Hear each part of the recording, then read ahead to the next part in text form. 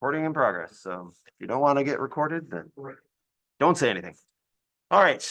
So welcome to the Unreal Workshop, where today our goal for this afternoon is to have you guys learn how to take a character, move that character in Maya, take that animation from Maya, pull it into Unreal, and have that animation move. And then also be able to render those frames out so you have something that you can put up on the screen. Okay. So the first thing that we are going to take a look at here is that you'll want the files for this workshop. I have them currently on the on my courses, or not my courses, sorry. I currently have them in the public folder under the transfer drive. So if you open up your computer or your folder drive, and then click on this computer or this PC, and then the transfer drive, you can double click on that. And in the transfer drive, there's a public folder. In the public folder, there is the Animation Unreal Workshop.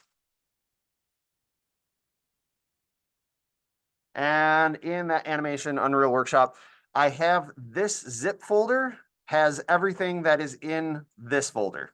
Okay, so you don't need to take everything down. If you're working locally, you can just grab this already unzipped file. If you want to have this stuff already zipped up, there's a bunch of stuff in there. You can just grab this and put it on a flash drive, and then you'll have it for yourself.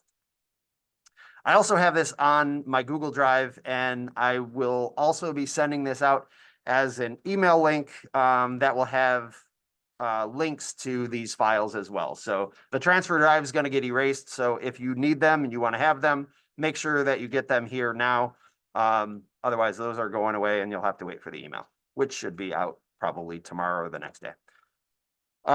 In the Unreal Animation Workshop, we have a couple of files here. So I'm actually going to drag this thing down. So Animation Unreal Workshop. Have some files that might do me some harm, so I need to hit OK. And in this workshop folder, I have a couple files. One, we're going to go over this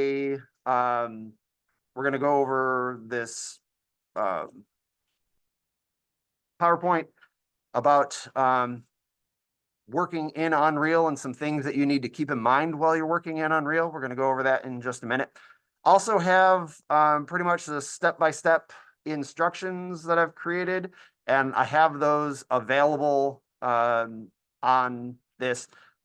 There's also links to the files, again, of the things that we're going to be using in this workshop. So this is the file I'll be using to kind of go through and walk through what we're going to be using. So if you want to have that open just to keep it as a reference, that's also something that will be handy for you. Let's see what else we got here. The leg person with arms is going to be the character that we're going to be pulling into Maya, animating it, and then pulling it into Unreal. And then I have an animation beginner folder. This is also another zipped file. This zipped file has a project that I made, I don't know, years ago. It has the Unreal project in it. It also has the Maya character in it. It's basically the entire project that we're going to go through, zipped up so that if things explode on your end and you missed something and you want to see how that looks in an Unreal project, all of that is in this animation beginner. Okay, so it has the Maya files and also a completed project. Cool. All right, so let's see, I'll close that. And when we are using Unreal in the labs here, usually if you have Unreal and you're going to like load it on your home computer, Unreal is completely free for non-commercial purposes right now. They're planning on changing the price structure of it because they've been giving it away for free and now they're going broke. So they figured these companies are making millions of dollars off of their stuff, and so they're trying to recoup some of that money and lost wages. So, but for students and people doing non-commercial work, it is completely free. So you can download it for free on the Unreal website. You can just go to let's go to it real quick, just so that we see where it is. Okay, so in here, you can just type Unreal, Unreal Epic or Epic. Yeah, there you go. That's a better way to spell it.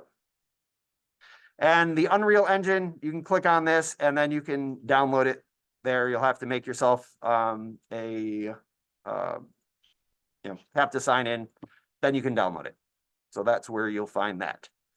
Okay, next thing is that if you are at home, again, if you are at home, you'll be using the Unreal load screen.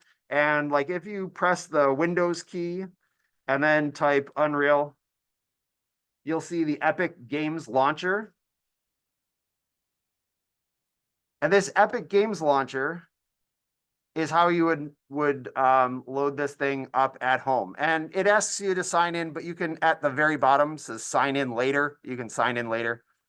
It doesn't need to know who you are right now. Okay. And then when you're looking for the Unreal Engine, it's in this bottom tab where it says Unreal Engine. You click on that. And then you'll find your version either in the Unreal Engine 5.3, it'll be there, or you can find it in the library in here. And this is at home, how you would load it up on your own computer, okay?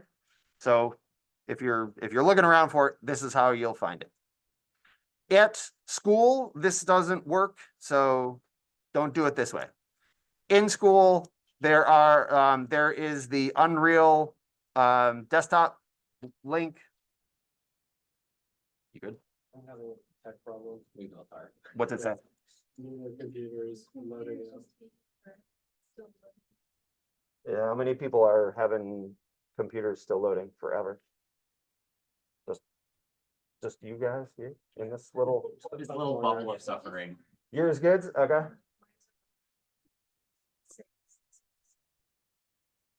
Mine says unspecified error and then turns off. Okay. Why don't you see about hopping on maybe either that one or there's one back there. Did that one not work? What's that? That one wasn't turning on, so maybe here.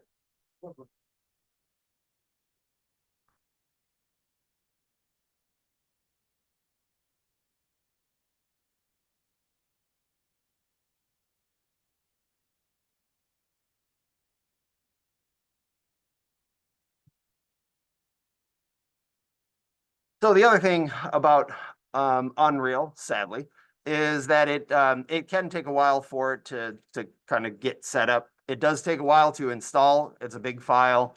So just be prepared that if you are planning to download it and use it, that the front side time investment kind of takes a little bit. Okay. Does that seem like it's going better? It's loading. You're good? Yes. Okay, great. Luckily enough, the rest of the stuff is going to be like a little slowed down because Unreal just takes a little while to go. But you're logged in. I see some light on your face. That's good. Okay. So again, the way that we are going to load Unreal is through the desktop icon there. So you should be finding the Unreal Engine 5.3 icon, just double click on that, open it up. And those are just in the files are in the transfer drive under the Unreal Workshop.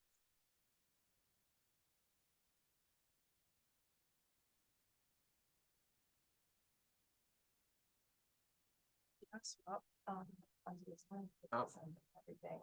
That's fine. Thank you. I'm just hoping analysis. Yeah, no worries. Thanks so much. Yeah, of course. Thanks.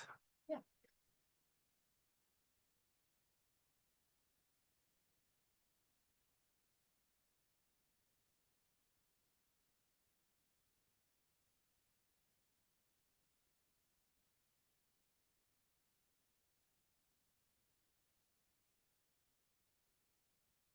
All right.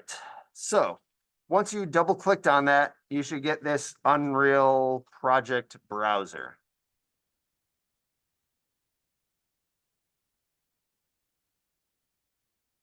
Give you a minute to get that loaded up. Who currently doesn't have the project browser open? Anybody else? You're still loading your project browser?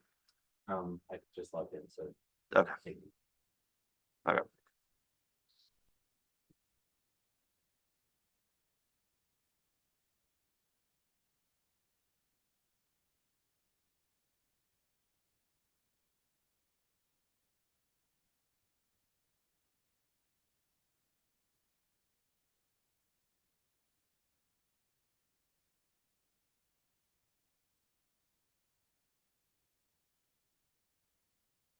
All right, well, that's loading up for you guys. I'm just going to talk about the browser here. So when you open up Unreal for the first time and you're getting ready to create something, you're met with this window here.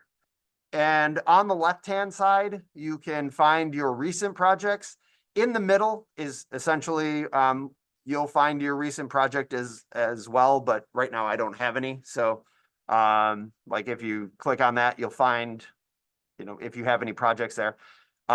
There are these side things are essentially like templates for getting you started, so you don't have to set up Unreal for each instance of what you want to use it for, because Unreal is used in well, now in TV and film, it's used in games, it's used for automotive projects and simulations. So it's a very multi-useful tool. And so these are just little templates that will get you started if you want to do a certain thing. And so what we are going to be doing is that we're going to be doing a film and video and live event. We aren't going to do a live event. I guess this is a live event, so maybe we're doing a live event. We have the blank scene, which is what we'll be using. But if you are going to be using virtual production, you would click on this. And what these do is they'll load in plugins and other kind of things that you would need if you were going to be doing a virtual production stuff. They'll have like a stage and an end display. If you just wanted an end display, that's like an LED wall. If you've ever seen The Mandalorian, that's how they do Mandalorian. We have an LED stage here, and you can play with that in the virtual production class if you take that.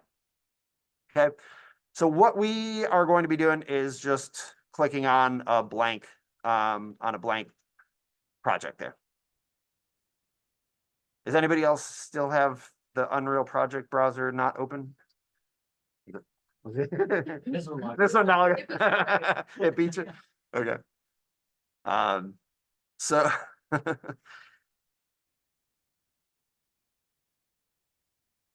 yeah, so just double click on that and then get the browser. Okay, so the next thing that we have is the project defaults. In the bottom here, there's starter content. Now, starter content is just stuff that comes with Unreal that you can have in there to play in your scene, to test it out. It's a chair, a table, some textures. It's just like again, a basic kind of starter set. You can load those in later if you want that stuff in later. so you don't need to load it in now. But if you're like playing around at home and you're just like, I just want to open up this scene and see what the starter content's all about, you can do that. Okay. Ray tracing is if we are not going to have the starter content on, so make sure that you don't have that selected. Okay.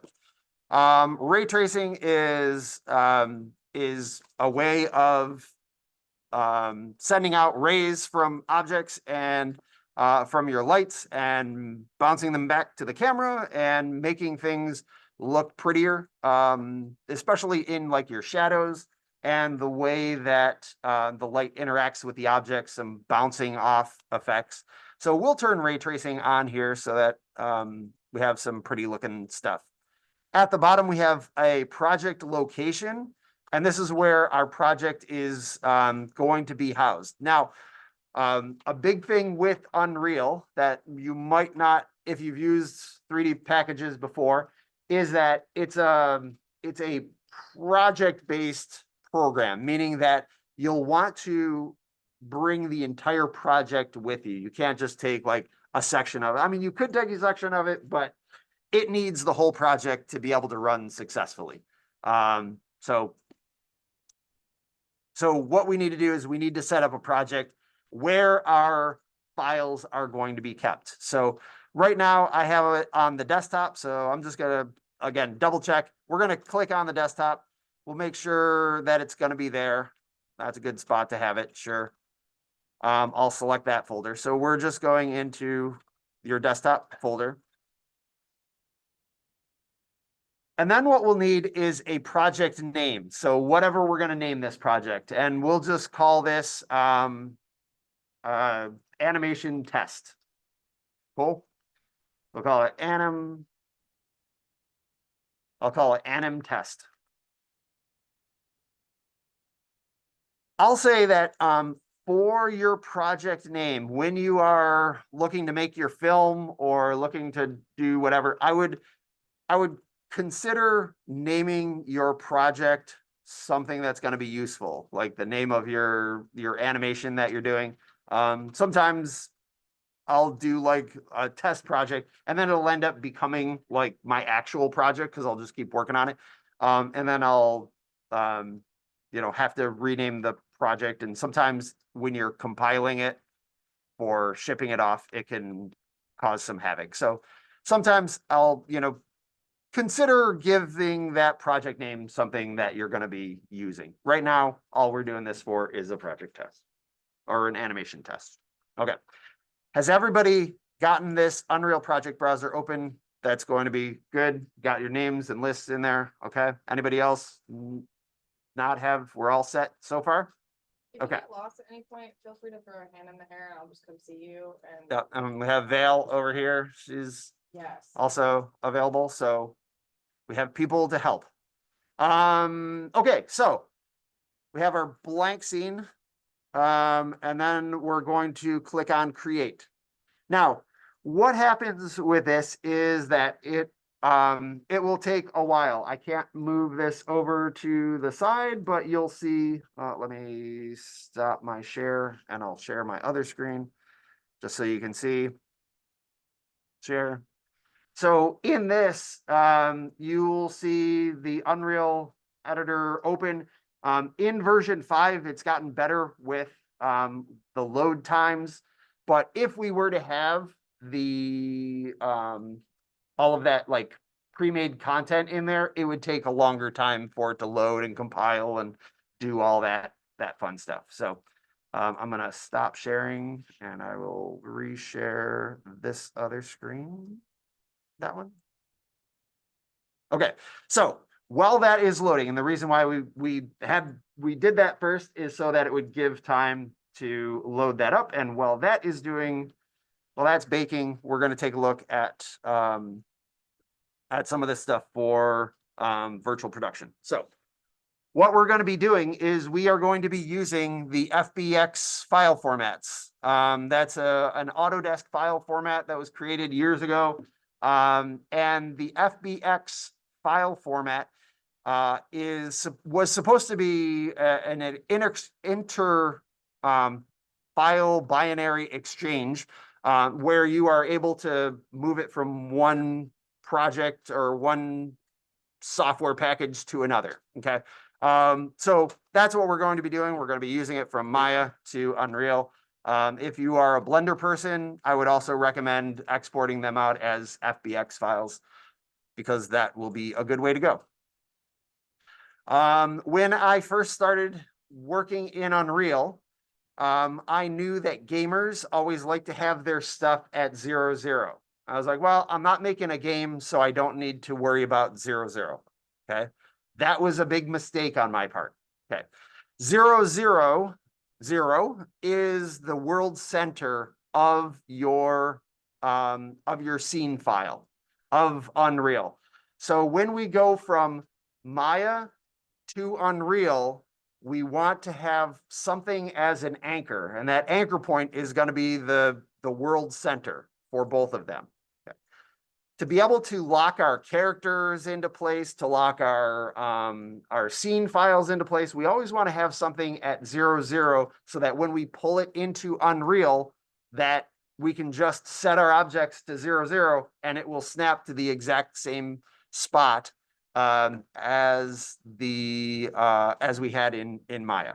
Okay. So always have a root bone or whatever your kind of top root node is, have that at 0, 0 at all times.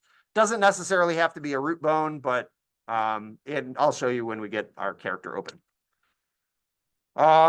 If the joints are not connected on your character, then or not connected to the root, find a way to connect them. So what that means is that if you have a character, sometimes you'll get a rig, and that rig might have like floating shoulders or like floating hips or floating bones that are just hanging out. And those bones, you'll need to find a way to attach those to the root joint.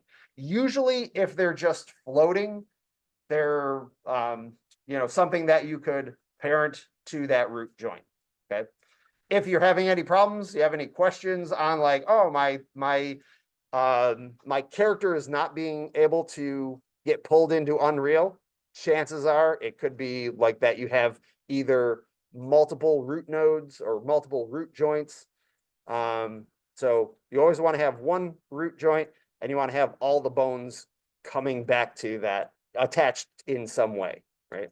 You don't need to have like your head joint attached to your root. You just need to have a chain going and connecting everything. Does that sound logical? Sometimes if there's like geometry that interrupts any of those chains, that will also give you issues. So I know some rigs are built like with like micro finger controls like between the joints of the fingers, and that will usually, I guess, be a problem. So just be aware of those are like common places to poke around, stuff like that. Okay, the skins. So the skin of your character needs to be bound to the joints. So you have to do, in Maya, it would be a skin, bind skin. So you select the joints and the skin, and then you would put those together. If your character is already rigged and ready to go, chances are you probably don't need this.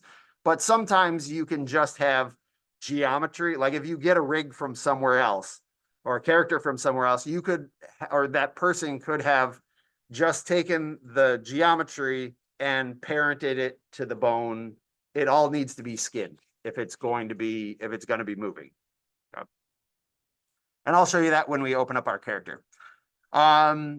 You can just import the geometry without any bones, but those won't deform. So like if you're pulling in a chair, you don't need to attach the chair to a joint or and skin the chair. You can just bring that chair geometry in, but it's just going to sit there. It's a non-movable object. You can move it, but it's not going to be moved with any kind of joint.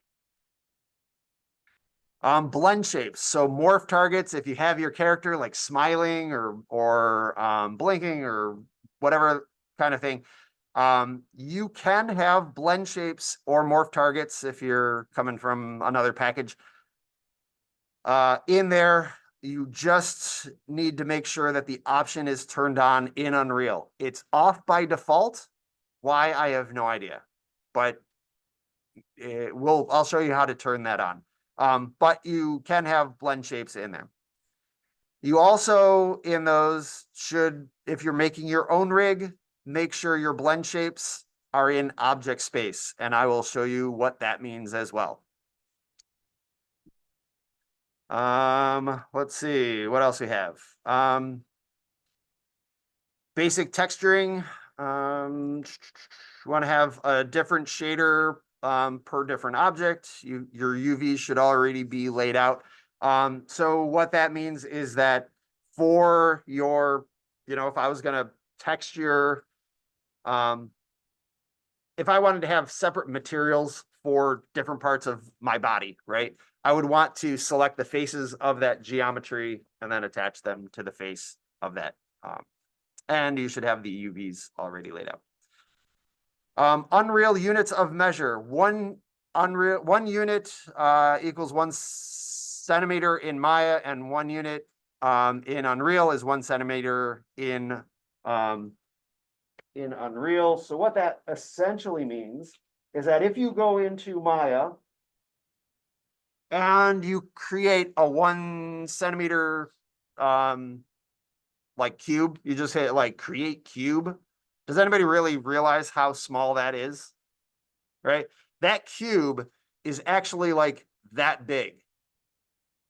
So when you're zoomed in on that big cube and you're like, oh, this thing's huge, you pull that thing into Unreal, it's going to look like a little tiny pencil. Okay. So you also want to make sure that your character is scaled to the correct size.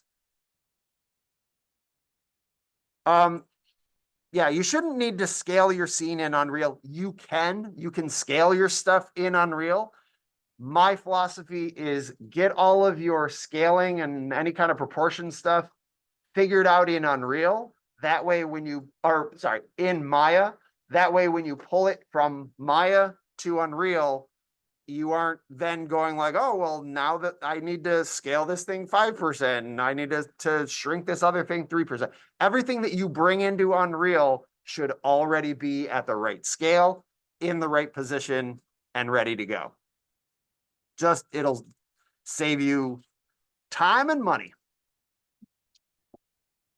Okay, any questions on any of that stuff?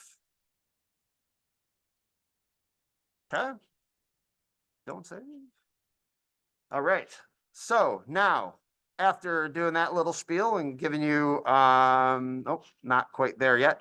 What we are going to do is we should now have the leg person rigged with arms. Everybody have that file ready to go? You can double click on that character. Open this thing up.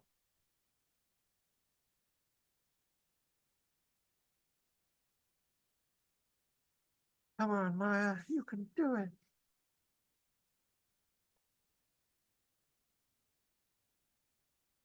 Okay, so this little character, some of you are probably already familiar with. And this character here. Come on. There we go. Nope, not yet. Almost. There we go. Okay, so this character, if you've gone through the animation 1 class, you kind of built this thing together. And the way that it was initially built was by taking the geometry and just parenting it or constraining it to the joints. Okay, it didn't have any skin. We didn't skin the geometry to it. What I have done with this character is I've gone through and actually skinned it. And you can tell that I've skinned it because I have, there we go. You can see that it has a skin cluster on it, okay? If you're ever wondering if something is skinned or not skinned, you can select the geometry, and if it has a skin cluster on it, that means that the joints are attaching and making the geometry move. Okay, The other thing that I've done here is I wanted to show that if you have your model smoothed, or if you press oop, don't do it again. Well, when I made this, go back. When I made this demonstration, Unreal didn't accept Maya's Maya's kind of screen smoothing. So what I mean by that is that if you select like the geometry and you press 3, it'll probably ask you if you want to do this. You probably shouldn't. I'll say no to that. Yeah, because it's smooth, but here I'll show you what I mean. If I create, you don't have to do this. I'm just showing you what I mean by the screen tool, or you can do this. This is fine. We're going to do a create polygon, and I'm going to create a polygon sphere. No, not a polygon sphere. That one's not a good example. Create polygon cube. Let's go with the cube. There we go. Now we have a cube. Okay, so with this cube, right now it's just like the lowest resolution that it has. But Maya, if you've never used it, if you select an object and then you press the number 3, it will smooth that object down. It's not actually taking the geometry and smoothing it, but it's creating a smooth look in screen. Does that make sense? Okay, so it's not actually changing the geometry, even though it's changing the shape of it, but it's still like a, you know, however many polygons that it has on it is not very many. Okay, now when I created this demonstration, Unreal didn't accept this smoothed version that Maya gives you. Now it does. Actually, So if I take this smooth ball and I do a file and do an export, we'll do a quick test here just to make sure my sanity isn't export. Where is it? File, export selection. And I'm going to export this selection as an FBX. FBX. Do I even have FBX selected? There it is. Yep, there we go. FBX export. I am going to save this in my desktop. And I'm also going to do it in my, let's see, where's my animation test? There we go. I'm going to create a folder in here, new folder. I'll call it Maya files. So in my Maya files, I like to create new folders and give a underscore to Unreal. And we'll go over this in just a second. UNREAL. I'm just doing this as a quick test, and we'll call this Smoothbox. And we'll export selection. So when it exports, I get this and says, you know, might give some warnings, but everything else is okay. I go into Unreal, and in the bottom here, I'm going to right mouse click and do an import.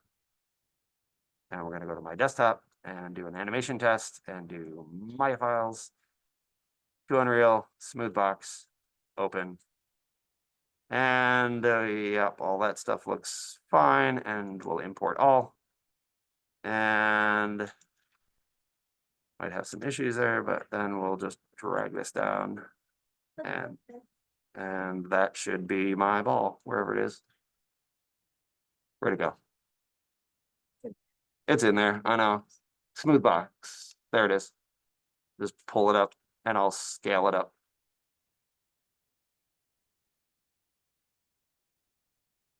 Oh, whoop. Smoothbox. Didn't do it.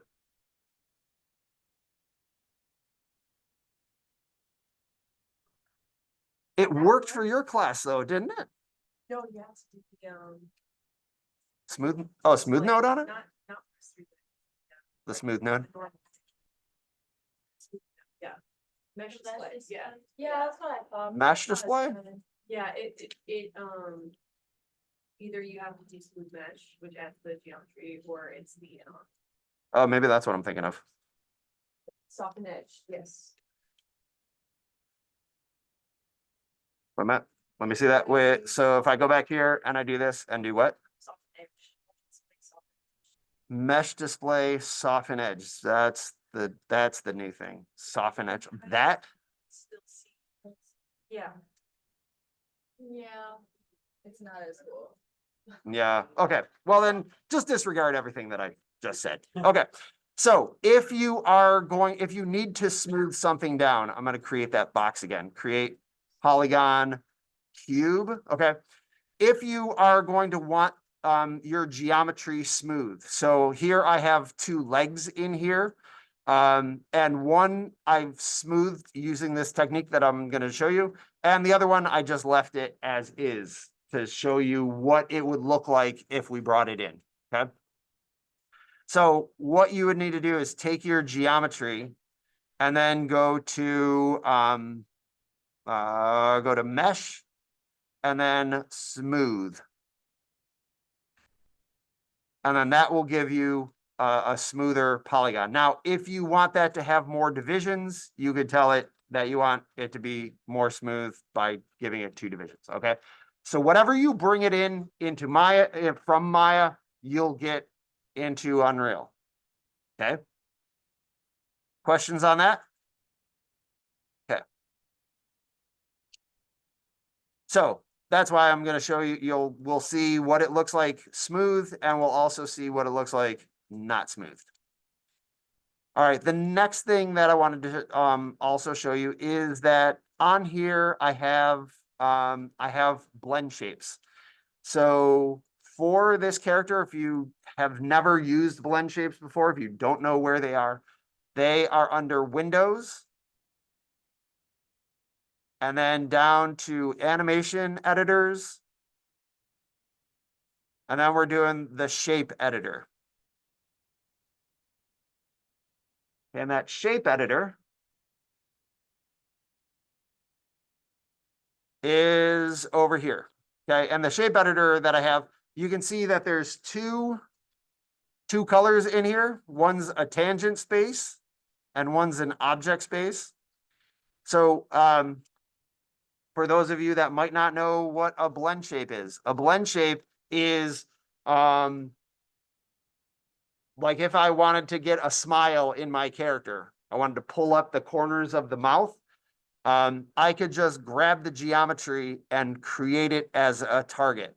And the way that I would do that is to right mouse click and select my vertices. Well, sorry. First, we would need to create a blend shape. And that's what has already been created for you. So once you have this blend shape in there, then you would add a target. Okay, so if I wanted to make my character now smile, I would click on add target, right mouse click, and then select my vertices. And then if I wanted these like more vertices, like to select more, I'll do shift and period. And I'll just select a bunch of these. And then I want my character to smile, so I can bring those up. It's better to doing this. It's better if we do a soft selection. We'll just roll with this for right now. Don't have time to really get into it, but if I wanted this character to smile, I would bring my corners of my mouth up. So I would make the change, whatever change that is on your character, on your geometry.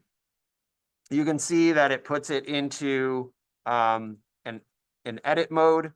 And if we click off of edit mode, then we can take this slider and slide it back and forth. And as I slide that back and forth,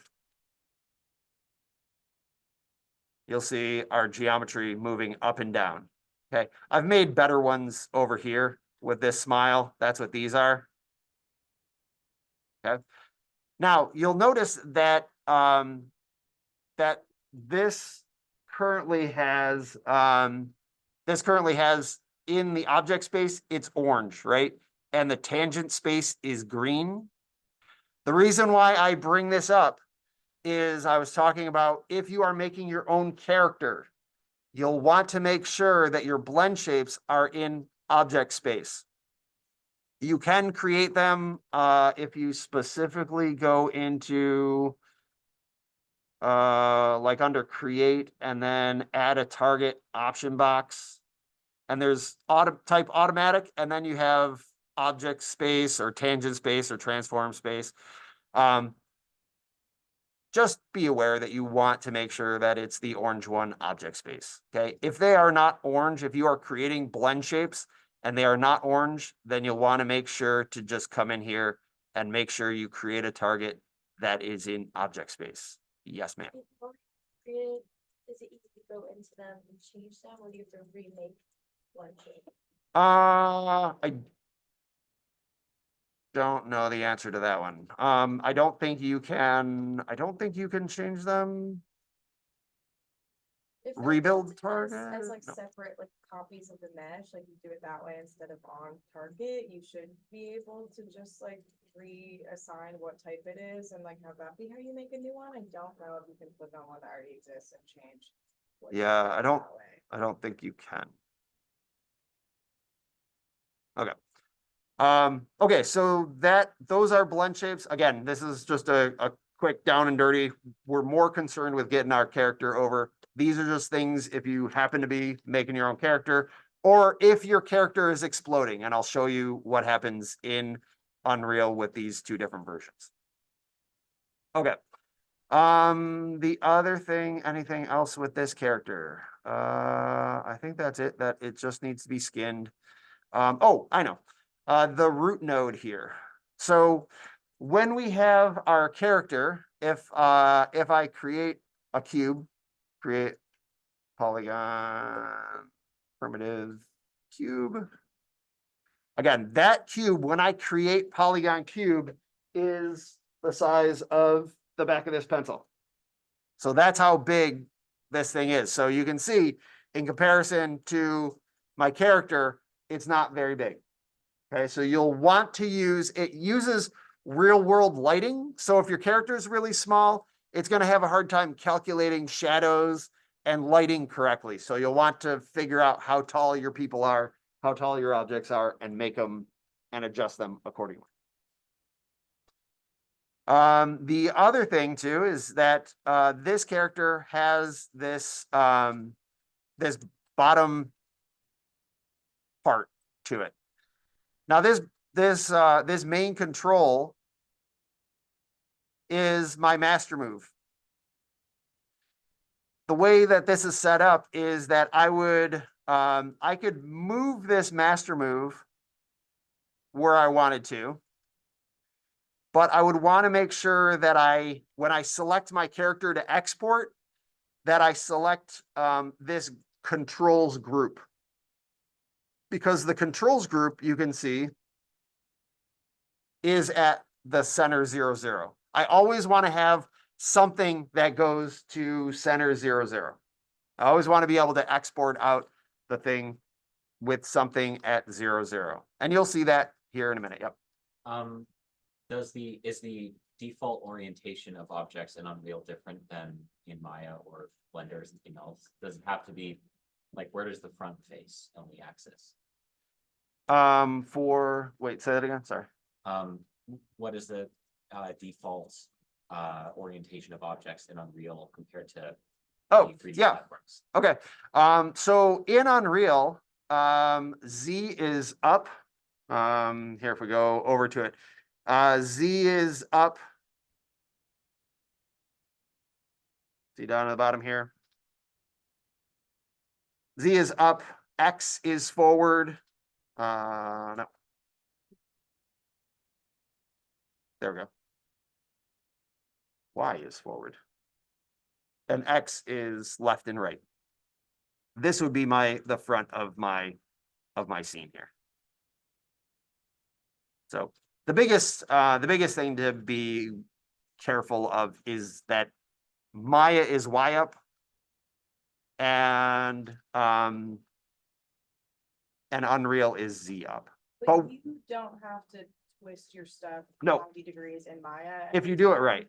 Yeah, if you do it right. If you do it right. There is a checkbox on import for Unreal to just know that your stuff is coming from Maya and do that. But whatever way you choose to do it, just like keep it consistent. So if you twist one thing 90 degrees, like then do that system for everything. Cause it's just a pain to like mix your import methods. Yes, yeah. Yeah, again, keep it clean, get everything, and if it's not coming out right in Maya, then go back to Maya and do your export so that the stuff comes out the way that you want it to come out. Yeah, and then if I show my joints, I want to show my joints in this character. Yeah. So in my joints here, the way that I have this rig set up, this is actually more important here, is that if I set this to 0, so this is where we started. If you turn your joints on, you can turn the joints on by going over to this layer here and then clicking on joints and visibility. Just turn on V and then you'll be able to see the joints. So with the joints here, you'll see that if I select my master move and I move that, see how there's still a joint. My root joint for this character is staying at 0. So when I export it out, I have my joints, they're going to be at 0 and everything is going to be good to go. Okay. That's what we'll definitely want to do. So I'm going to put my character back to 0, and yeah, actually that's fine the way it is. Any questions on the character or anything related to that? Yeah. The target thing that you showed, I just don't know like why you do that. I don't know, like, The target. in the shape editor, the target, like. Oh, for blend shapes, that is like if I wanted my character to be able to smile, if you have a rig already, like if you have a pre-made rig, then it will already have it, like it'll have blend shapes already on them. This is if I wanted to like have my character smile, then those are going to give me, they're going to change the geometry to have them smile. See how so I would grab my geometry and move it. And the way, yep. Oh, okay. Yeah, when we're animating, like if you wanted your character to smile at some point, you'll want the corners of the mouth to go up, right? But if you're rigging your character, then you'll just want to make sure that you are doing those blend shapes and moving the geometry in the object space so that things don't blow up. And I'll show you when we pull this character into Maya, I have the two different versions, so you'll be able to see how this thing just explodes with the other version. Yep. Okay. Yeah, good question. Any other questions? Anyone online question that I might be missing? Okay. All right. So then what we are going to do is you never want to animate on a rig like directly. You always want to reference that rig in. You want to pull it in just like you were doing video editing. You aren't going to be cutting a film and then actually physically breaking it apart. So for our animation, we are going to be referencing this thing in. We're going to be bringing in a copy of this. So I'm going to go up to the top here. I'm going to make a brand new scene. Slowly. There we go. I'm going to click and make a new scene. So you can do file, new, or just click on that little paper button and it will ask us if we want to kill this. Yes, we don't need to save it because we already have our character saved. Okay, the next thing for pulling objects into Unreal is that if you are referencing a character, it'll add on what's called namespaces. It'll just so that you don't have characters that are colliding. If I pull in the same character, if Maya is trying to read and name those bones, like I have character one, and then I pull in another character one, and I was like, which character one am I going to do? And it's going to start fighting with itself. So it takes character one, leaves that as character one, and then character two will be having to have a name or a namespace with something different. Okay. And I'll show you that here in a second. But what we want to do, or what I do, is for Maya, I will create one file that has all of my characters in it. Okay, I'll just pull all of those characters in. However many characters I have, I'll just take all of them and bring them into one file. And that's like my character rig file that I export out. Yes, Recording them? I am referencing them in. Yep, they're going to be referenced in. And they specifically have to be referenced in, not imported, because you'll want the namespaces on there. You'll want to export out so you have the namespaces already baked into your character. So what do I mean by that? What I mean is that if we go to File, go down to create, let's see, my reference. We'll go down to my reference editor. So File, Reference Editor, opens up this window here. And in this window, we're going to do a file and then create reference. And what it's doing now is it's saying, okay, what file do you, what character do you want to bring into your scene? So the character that we're going to bring into the scene, we're going to go to and find our leg person character. I'm going to go to my desktop. I'm going to go to my, wherever my character is, Unreal Animation Workshop.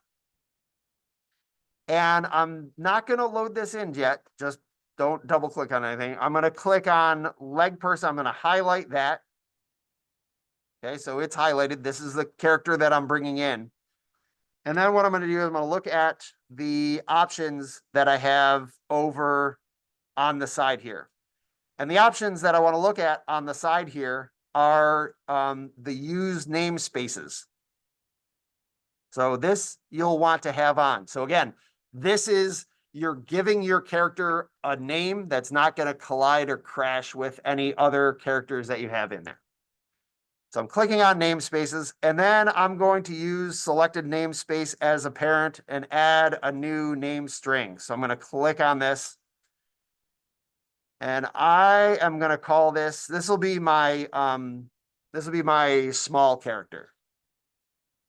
So we're going to have we're going to have a small character, which is going to be the original size. And then we'll pull in another character that's going to be our big character. That'll be the size that I actually would want to animate with. Does that make sense? Okay. So this is going to be small character, CHAR. I'll call it small char. That's my small char right there. Okay. So now that I have that, then what I want to do is just click on reference. Now, when it brings that character in, you'll see, or somewhere in here, that you can now see that this character has a name of small character RN. So this is the namespace. Okay. Everything associated with this character will have this little prefix to it, small character. Okay. Now what we're going to do is we're going to bring in another character, same exact character, but we're going to make them big. So we're going to go File, Create Reference. I'm going to click the same character, but in this case, I'm going to change the name. I'm going to change this, not small, but I'll call it big. So now I have a big char. Bless you. And then I'm going to create a reference.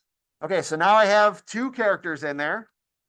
One small character, one big character, but everything is set in here. Now, this this step becomes important when you are doing a big film, when you're going and creating a large film that's going to have like multiple scenes in it.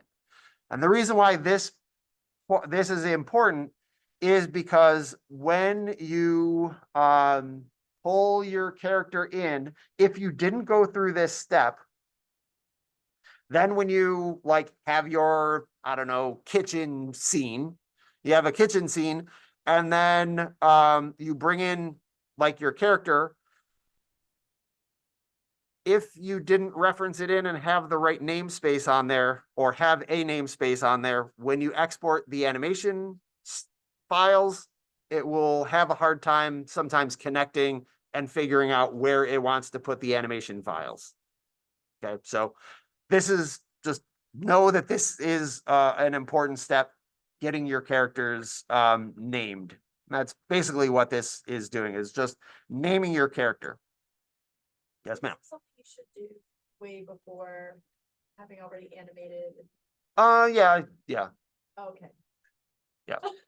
I mean, if you already have like a scene going and you have animations going, if it's working for you and you have animations going, and then it's fine. Numerous times, like change the name of like the group or something, and it's not that big of an issue as long as you're not naming it Geo. So like Geo 1, Geo 2, and that is totally fine. Yeah, if you name it, with a number on it, It's like you're you're not versioning naming up. names and stuff, and if you want to be extra, there is a special setting that allows you to change like the namespaces as well. Yeah, I think forget where that is. Yep. I think it's Windows something named corporate namespaces. Something It's like window says and namespace editor. I think I'm probably under general maybe. Yeah. Namespace editor. It's all the way. This down one, there. Yep. namespace editor. Yeah. So if you're running into a problem, that your animation is not connecting to your character, that would be the Yeah. problem. That saved me a lot of times. But doing this step will save you all of that. Yes. If you do it right. If you do it right the first time. This is all before you start animating. This is getting and saying, okay, I'm going to be animating my characters. This is what I would want to do to set this up so I have no problem, or not no problem. That I would have one less problem further on. Okay. All right, so now we can see in my outliner, I have a small character person and a big character person. And this is, see how everything has big character? That's what we're looking for, is we want to make sure that all of our animation is going to the right character and it's all good. Okay, so then what I want to do is that I will take my big character person and I am going to scale that. So I'm going to take this group here. And I'm just going to scale this little dude up. We can close that window if you still have it open. So I'm just going to scale this up. There you go. Something like 10 is usually a good solid start. You might have to like when you get it into Unreal, you'll see you probably maybe go to 20 if your character needs to scale it. You'll be able to tell. Okay, so this is our small character and we have our big character. Okay, so once I have my characters set and I have their like this is just going to be my character file. Okay, so I'm going to do a file and I'll do save scene and I can call this, let's see, I'll go to my desktop and I'm going to put all these files into my Unreal project. Do I want to do that? Generally, you wouldn't want to have your Maya files and your Unreal project in the same, like, in the same grouping. Because if you start moving those things back and forth, then you're moving both Unreal and Maya files, so maybe I shouldn't do that. Yeah, I let my Keep them separate. project live separately, and Yeah. then even usually, so I believe that when you import into Unreal, it like actually. It does copies convert it, yeah, so it you converts it. Don't, so by what you did earlier, where you like put your export asset into a folder that's inside your Unreal project, that I believe means that you have it twice now, like in there, right? Cause it. This copies one? it. Yeah, it You know actually what I might, mean? yeah, So yeah, yeah. I don't know, in the event that you're doing that a lot of times with like way higher poly geometry. Yeah, end you- up you with wanna keep it out. unnecessarily chunky project folders, so that's just. So let's just do it right the first time here. So we're gonna keep our Maya and Unreal stuff separate here. So I will just create a new folder. No, I'll go through the I'll go through and create a project. All right. All right. Just back out of that. Just hit cancel. Just cancel out of that. We'll show you setting your project up. So if you have never set a project up in Maya, hopefully you have if you have worked with Maya before, but you should also set your project up in Maya. And the way that we would set our project up in Maya is to go to File and then down to Project Window. So File and then Project Window.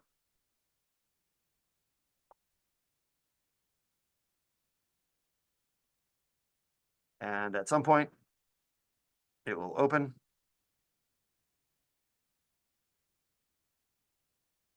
Maya.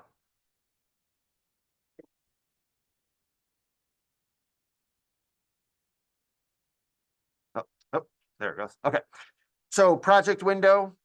And what this is going to do is it's going to set up all of our scenes and assets and source images. And this is all the stuff that you would use for Maya.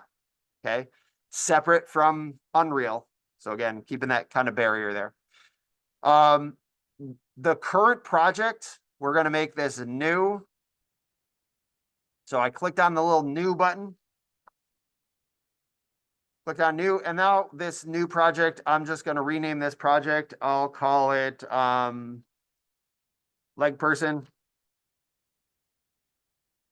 Or maybe I won't be calling it anything because my computer is locked. Leg person. Okay, so there's my leg person. It's the location is in the desktop.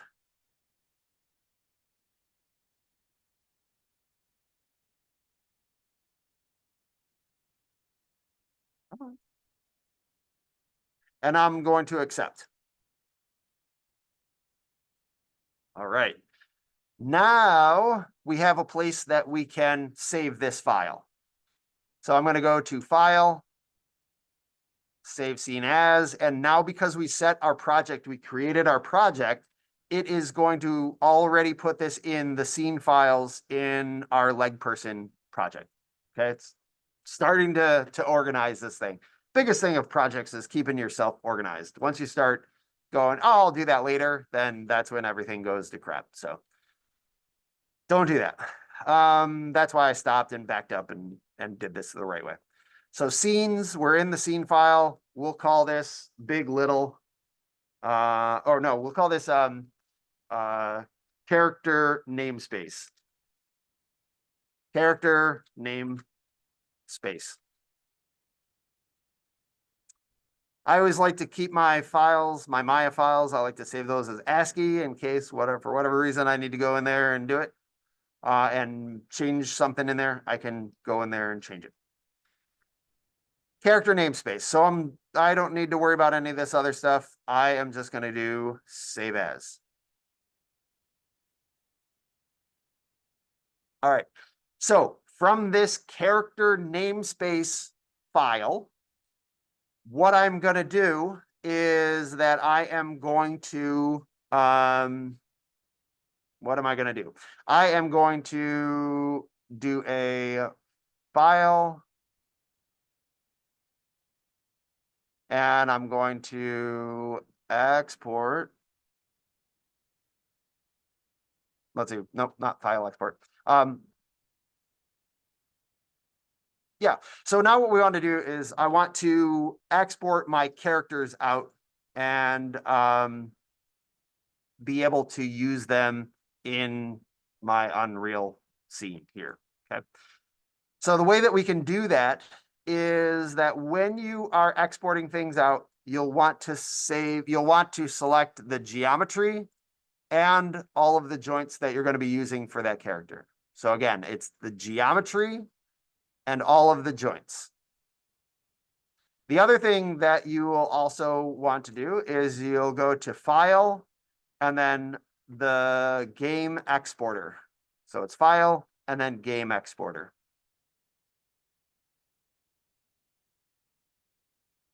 So we're going File, Game Exporter, and that's going to open up this window. That's going to take a while to open up. I don't know what's happening. Why that's going slow. Okay, so File, Game Exporter.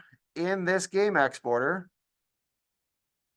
this is what we're going to use to export out all of our stuff here.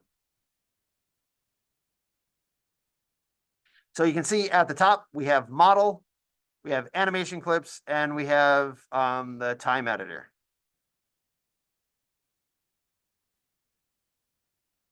Okay, so what I will do is, yeah, so the model tab is what we're going to use for exporting out our character. Now, when we are animating or doing animation in Unreal, the way that it works is that we will have our character rigs. It's going to be like just, I don't know, our character. And then we're going to make animation files that we're just going to keep applying to the same character. Okay. So essentially, once we get the character exported, then the only thing we'll be exporting is animation keys. We'll be exporting those animation keys and dumping them onto our character in Unreal. But first we have to have a character to dump those animation keys on. Those animation keys will come from this animation clips tab. But first we need a model. So let's export our model.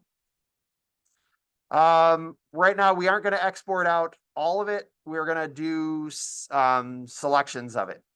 So we're going to export selection. The buttons that I like to have on here is smooth groups, smooth mesh, skinning and blend shapes. Those are on by default. Turn my arrow down here. And in the settings, you'll want to make sure that you're exporting to a single file, meaning that you aren't going to be pulling this thing into separate pieces, because you do have that option.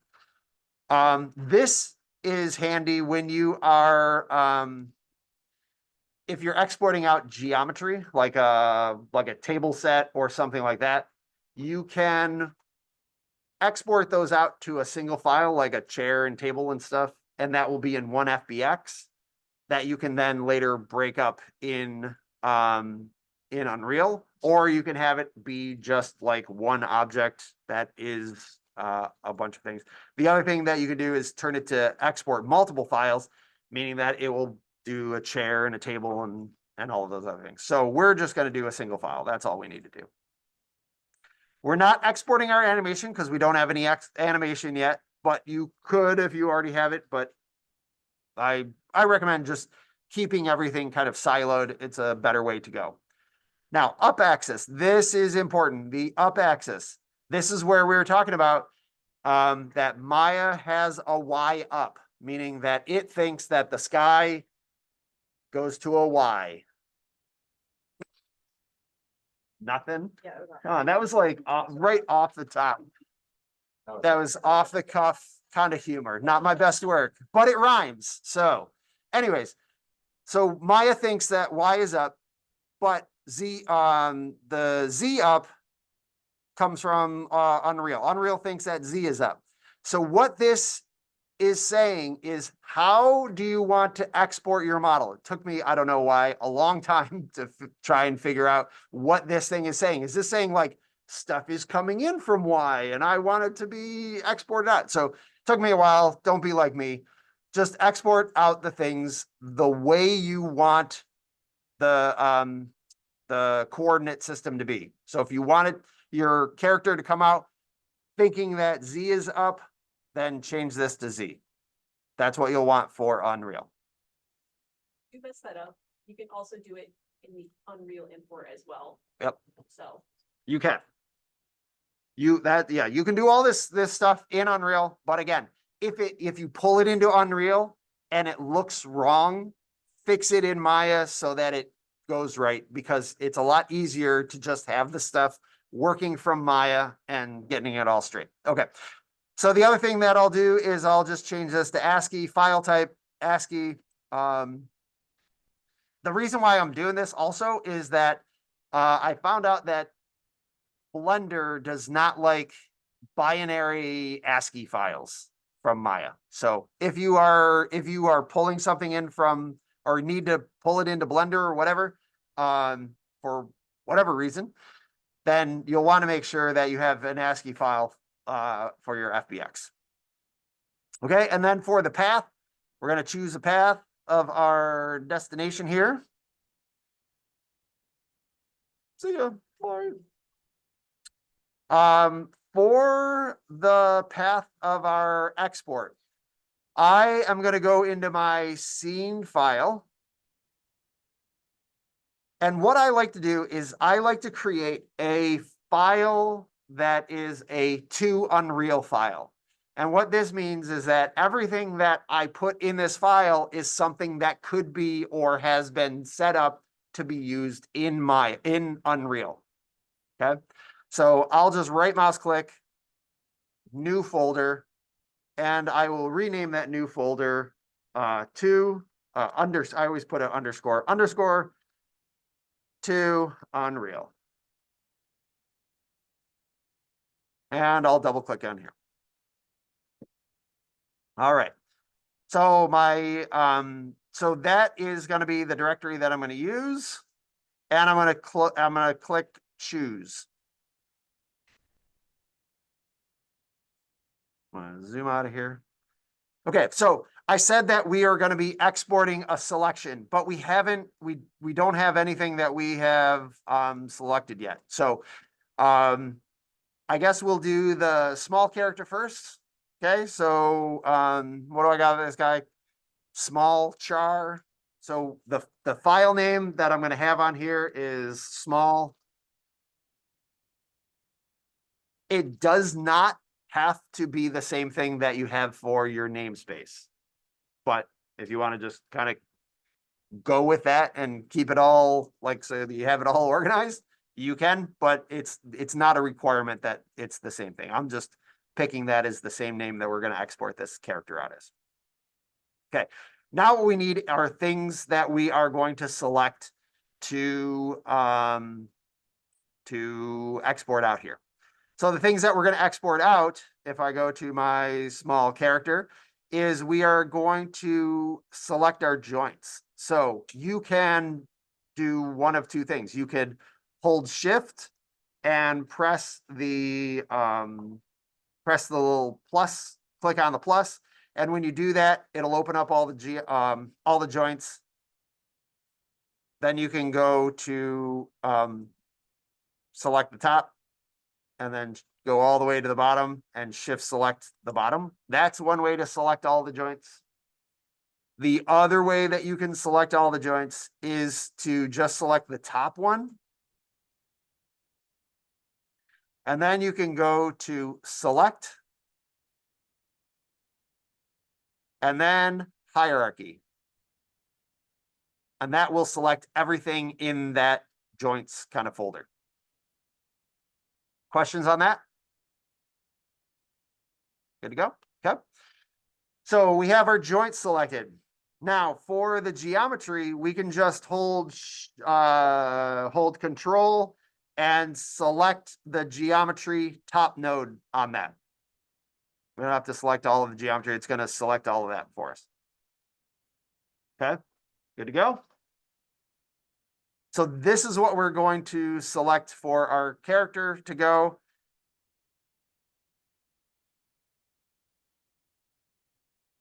And once we have all of that selected, we can hit export. And when we hit export, well, it went really fast, but it'll go through and make some notes there and say that export has gone. It went really fast. Yeah, I just wanna. Yeah, okay. Well then, okay, so we have our character set. So we have our joints and geometry that we're selecting.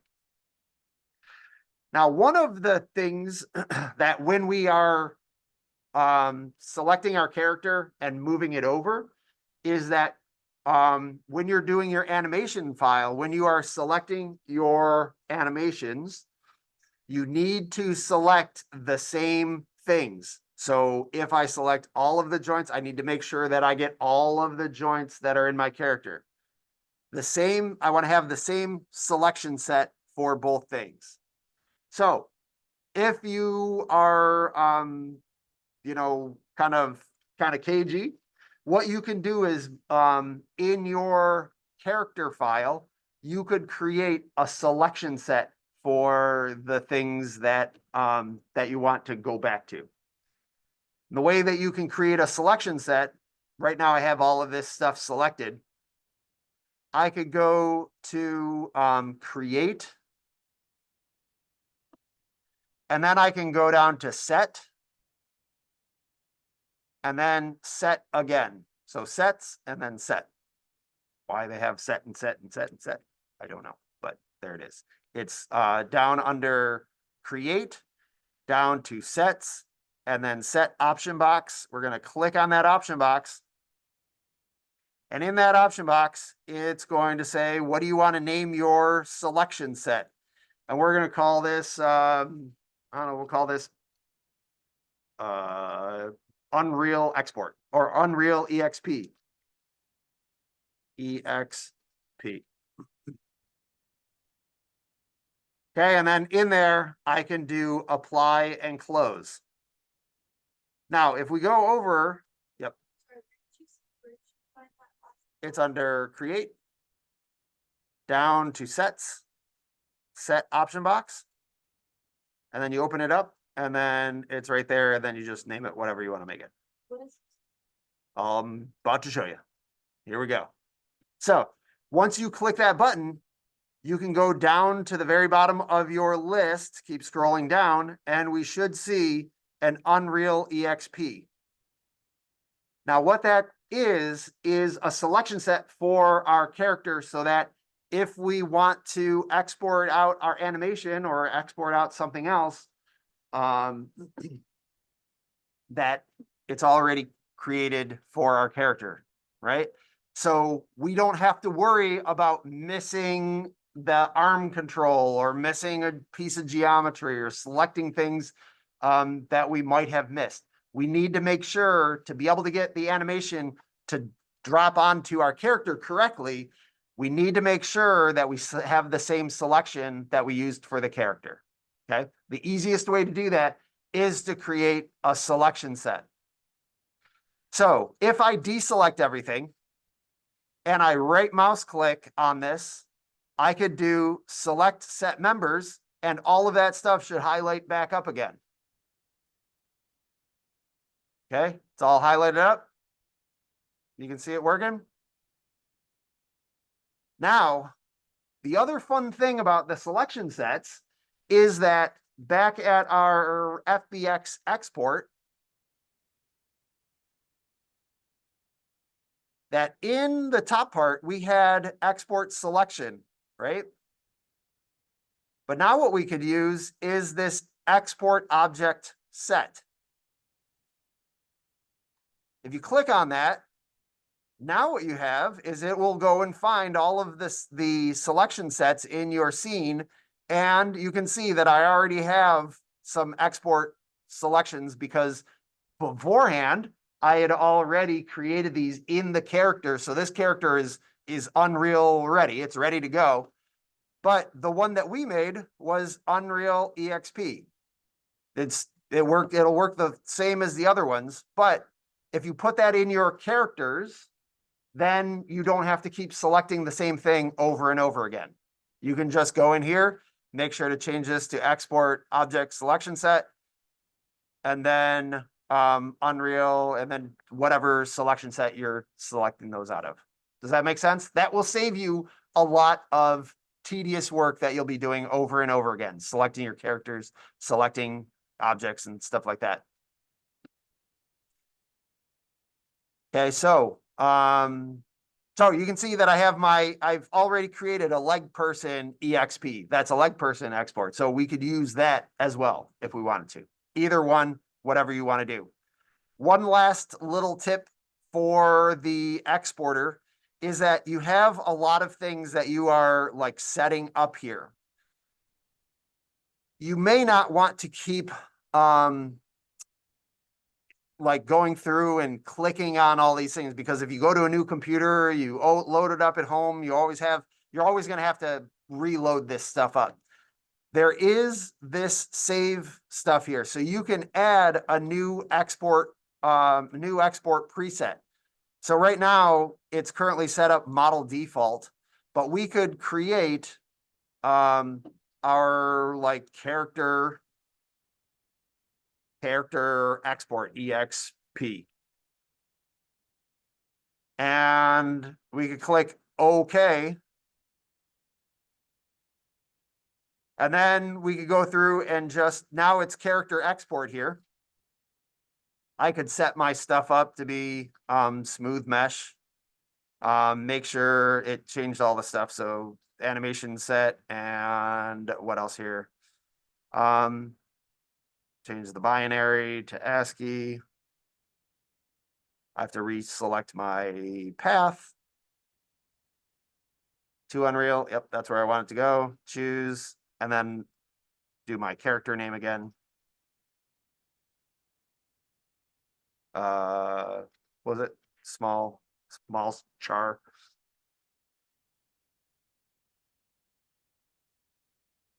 My small char. Okay. Then once I have that new export preset, then I can save this preset. Save that to a file, and I can call that, I don't know, whatever I want to call it. Right now it's going to save it in game FBX exporter and call this my I don't know, it's going to have everything in there, but I can call this my character EXP preset. So it's just creating a mel script, and I can save as, and it will save that. So now if I go to another computer, I can save this file, and then I can open up if I need to reload my presets, and I can bring this with me and take it, put it in my project. Then when I'm loading it up, I don't have to keep redoing a whole bunch of stuff. Saving yourself time is a great way to go. Okay. So that's the way that we can handle that stuff. Any questions on that? Okay, let's export this character out of here. So a small character, export, already exists. Do you want to replace it? Yes, because I've already, let's see, wait a minute, what? You just did it before. I just did it, yeah. So now we're gonna do our large character. So, Do you wanna, I know you're short on time, maybe, do you wanna go to import first and like finish that as like a? well, I'll just export. It'll be fast to export. Yeah. While we're here, we're gonna export this character. To export that character, I'm just gonna select the other the object set, and I'm gonna find my big character. There's my big character. And I'll just change this name. Instead of small character, I'll call it big character, and then I'll click on export. And export successful. Okay, so the export is successful. Let's go to Unreal. Let's do it. Finally, Unreal. Woo! Everybody flipped over to Unreal? We're all good? Yep. Okay, the way that you can move around in Unreal is with the right mouse button. You click and drag around the screen. It'll give you a nodal look around. So if you wanted to see your scene there, you can hold your right mouse button and look around. If you want to fly around the scene while you're holding your right mouse button down, press W, and that will move you forward and backwards. So W and S will move you backwards, W will move you forward. So if you ever played any first-person shooter games, this is it. Press A, you'll strafe. So side scrolling there, A and D will move you left and right. E and Q will move you up and down. So it's those movements. W and S, D and A are really the big ones. The other thing that you can do, the other way that you can move around, well, if you're moving around too fast, say you're like flying around, right? Maybe what happens is you flew around, now you're like, oh no, I have no idea where I'm at. If you lose your place in Unreal, the easiest way to get back is to look on the right-hand side here. This is your scene. So we know that the floor was in the middle of our scene. If we click on our floor, just click on that, and then press F for focus. F for focus will bring us back to that object. Okay, so if you know that there's something in the scene, you've gone off somewhere else, you lost it, whatever, you can select an object from this list. This is everything that's in your scene, and then press F. We selected the floor. If we want to like rotate around this floor, if we hold the Alt key and then left mouse button, that will, whatever you had like center focused, it will allow you to kind of spin around and look at that object. So it'll make things easier to take a look at. Okay, the other thing that we have is if you use both your fingers, both left and right mouse buttons, and that, don't click on that. And then you can move around. So that will like drag your camera around by just grabbing both of those buttons, not double clicking, but just clicking on both of them at the same time. Okay, then the other thing you can do is with your left mouse button, you can click on the left mouse button and then push your mouse forward and backwards. And you can move around like that. There's a bunch of different ways to move around in here, so you can find the one that works for you. Okay, so you can just use those mouse buttons and move around, like pan around, left click and drag around, and then right mouse click and look around. Okay, so you should be able to get around there. Again, if you're moving too fast, if you're holding the right mouse click and W and flying around here and you want to slow that down, that is this button right up here, this little camera button. Click on that camera button and you can reduce the speed of your camera. So if I wanted to go half speed here, I can click, go over here and no, that's the scaler. So I can just take this and slow it down. Now I should be going slower. So now you can see when I go forward, I'm like just cruising around real slow.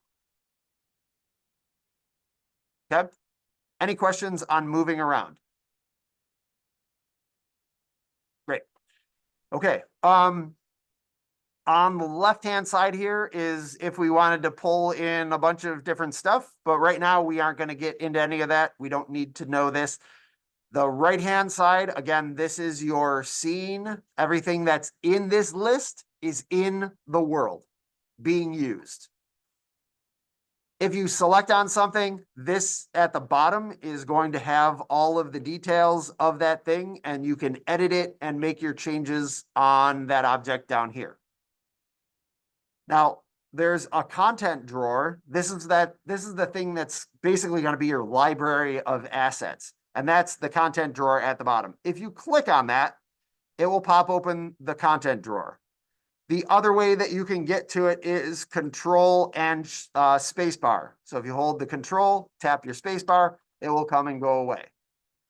Now that ends up being nice when you're using other windows, because you can pop it in and have it go away. But some people like to have it docked in. And in this situation, we're going to dock this thing in there so that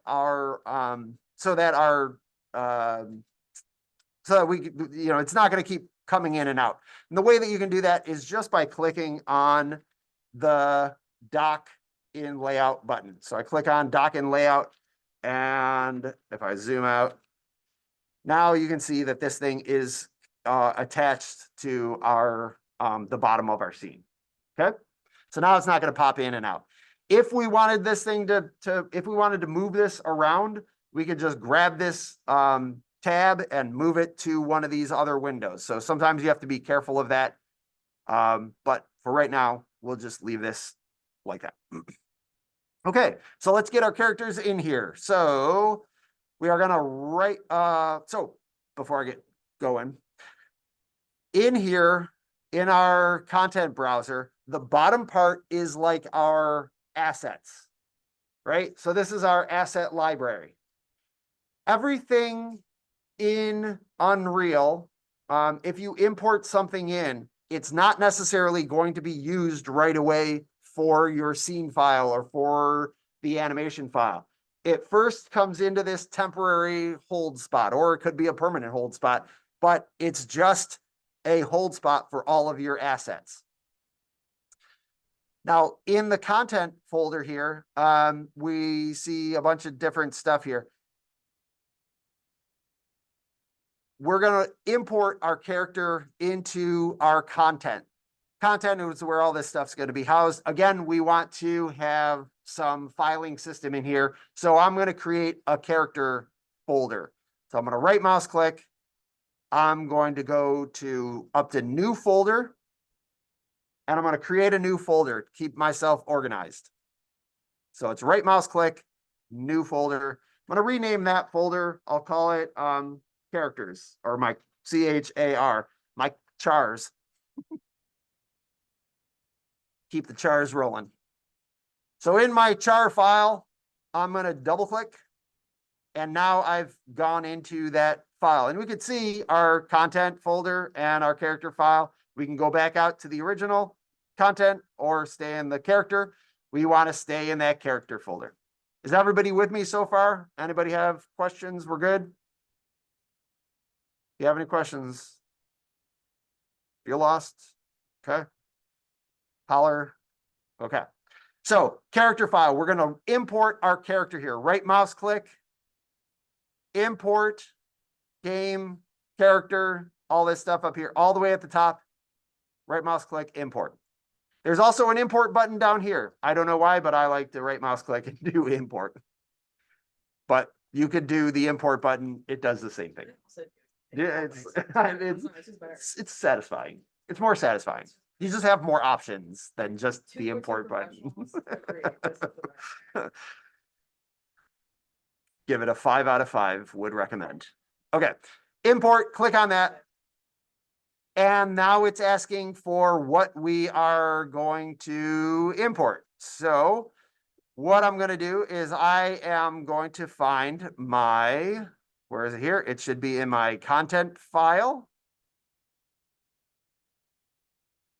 So if you don't know where it is or you can't find it, is everybody in the content folder? Did you find the content folder? Okay. So in the content folder, we have a character folder. So I can double click on my character. And it's showing nothing showing. Why is that? What I do? Let me make sure I even have stuff in my character file. I think when you. Did I go to the wrong thing? When you save your export, you have them. in- Oh, I had the animation test. Yeah, okay. All right, yeah. Okay, thank you. So we're gonna, it's back in the Maya file stuff. So we're going to Maya. So we're going to do our desktop. We're doing our, what I call that, leg person? Yep. Our leg person file folder. In the leg person folder, it's in scenes. And there's my 2 Unreal. That's what I wanted. There's my big and small. So I'm going to first import my small character. Did everybody find their characters? Everybody got their FBX? Okay. So I will select on my small character and hit open. And then we're going to have this window that's going to open up. Now, this window is going to make or break whether your stuff comes in appropriately or not. So this has a lot of information in it when we are pulling it in. Everybody have this window open? Okay, this window at the top is asking about a skeletal mesh. So what happens is that when we pull a character in that has joints, that's a skeletal mesh. That's what it's going to pull in a piece of geometry with joints on it. Okay, it's also going to import the mesh with it, the geometry, the skin. It's going to pull that in with it. Import content type, it's going to be geometry and skin weights. And then for the first time you import your character, it's going to, there's not going to be a skeleton in here. But when we pull animation in, we are going to want to see something in this. Okay. So right now we haven't pulled in a skeleton, so we don't have anything there. Down under advanced. This is, if you are making notes, this is the asterisks for you. If you're bringing in a character, this is the button that you need to turn on. Why it's off, I have no idea. It really wouldn't kill them to have it on. But morph targets, that's your blend shapes, another name for blend shapes. So if your character is using blend shapes, have that on. If they're not using blend shapes, skip it. But if they have blend shapes, make sure you turn that on or the character is not going to be using those blend shapes at all. Okay, so scrolling down further. Animation. Right now, we are just pulling in the character. Like pulling in our little Barbie doll or whatever. We're just bringing in the character, nothing else. No animation, just the character, just the joints. Okay, in advanced, looking to see if there's anything that I might be missing. No, all of that stuff. You know, when things start going wrong, that's when you start looking at all this stuff. For the most part, you can just leave it as it is. Yeah, you don't need to delete existing morph targets or anything like that. This is where if you wanted to change stuff in Unreal when you import it, this is where you could do that. So if our character comes in, if we didn't do that Z up when we exported, our character would come in lying down or face down, one or the other, depending on how it is. And this is where you could go in and just do a rotation and you would put 90 in here. We are not doing that because we're doing this in a little bit more of a systematic way. If our character is small or our objects are small and we wanted to import it in and have Unreal blow them up, and this is how we could do that, is just changing the scale. You shouldn't have to do that. This is where like you're going to have a lot of other things to worry about, having to balance rotations and scales and all that happy junk. You don't want to do that. But if you needed to, here you go. And then everything else I pretty much leave alone. It's all good. Yes, ma'am. I don't. I haven't. You Default can. centimeters, Yeah, the centimeters. Yeah, If you changed yours in Maya for whatever reason, then like maybe you would, maybe. but Yeah, because this is just if you convert it in FBX. Yeah, because Maya is using centimeters. So if you're have another program that you're importing it into and it's using something else, but both of them are centimeters of centimeters.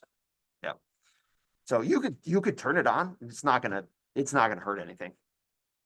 It shouldn't hurt anything because it's all the same. Okay, so now what we're gonna do is just import all. I have not found a difference between import and import all. If somebody finds what the difference is between those, please let me know because that is Oh, it's if Uh-huh. you can batch select files for import, like when you right click and you're like bring into contact browser, you can select like 12 things at once, and import all will do all of them with the same settings, and just import will give you the pop-up window each time. Oh, okay. All right. Yeah. Good to know. Thank you. Excellent. There we Always go. good to learn. I could figure this Excellent. So, yeah, sometimes your geometry and things like that might have problems. If things don't work out, then you'll definitely want to go through and find out what is the problem here. But we're gonna end up, this will be fine. It's all good. We'll just clear that. We'll Most just of your close fake it. problems until you Most- try something and don't like how it went, and like Then you go in and you'll take a look and find out and figure out what the problem is. Right now, it's not a problem. Okay, so at the bottom, we have our character, we have our small character. This skeletal mesh is just the geometry. What's that? It's It so, looks great. I know, so tiny. The other thing that I wanted to also show you is if you are taking notes, this thing, see how I put my cursor over here and then this big window pops up? That to me is just extra annoying. So I like to put that thing away, and the way that you can put that away is down at the bottom here. Just type in delay at the bottom, DELAY. And in delay, then you scroll down, keep scrolling down until you find this Slate Tooltip Summon Delay. And you just click on it and it will put all that stuff there. Or you could just type this in the bottom if you want, but I'm lazy. So I just type delay and find it in there. Now what I do is I put a 3 in there. And that means it's going to take 3 seconds before that little annoying window pops up. And then, yeah, this, you hit enter. And then now when I hover over here, 1, 2, 3, boop, there it is. Okay, so now you can look, because I always hover my mouse over the thing and I'm like, which one am I looking for? And this thing always pops up and it bothers the crap out of me. So there you go. That's how you can get rid of that. Okay, so small character, this skeletal mesh, this is just the geometry. Physics assets are things that if you are doing dynamics, like you have the character like falling from a height and you have it ragdoll, or you have some cloth that you want to have it intermingle with, or something like that, you would use these physics assets in here. The skeleton, that's our character and the joints with it. Okay, and that's what we'll end up putting our animation on. Okay, if we want to see what our character looks like, we can take that small character skeleton, make sure you grab the skeleton one, click and drag it onto our scene. Pretty big, right? Kind of large. If we press F, we can then zoom into it, and we can hold Alt and left mouse click and we can zoom around it. So he's just kind of chilling there.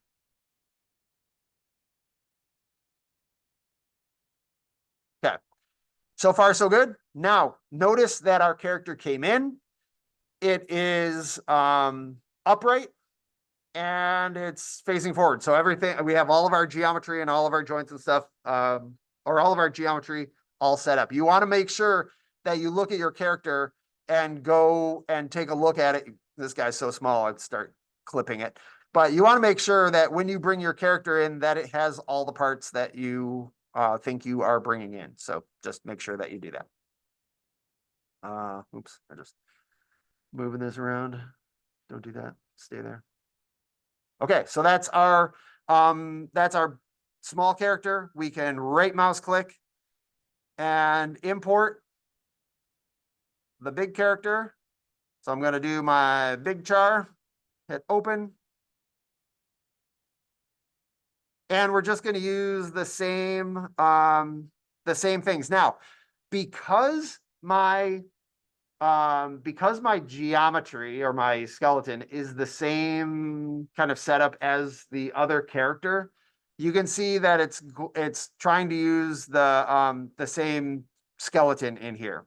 I don't want to use that. I want to have a new one. So is that taken off?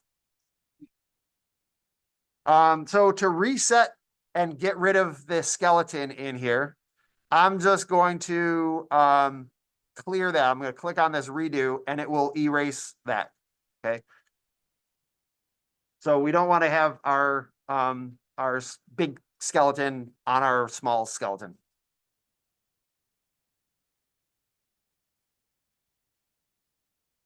So far, so good. Okay.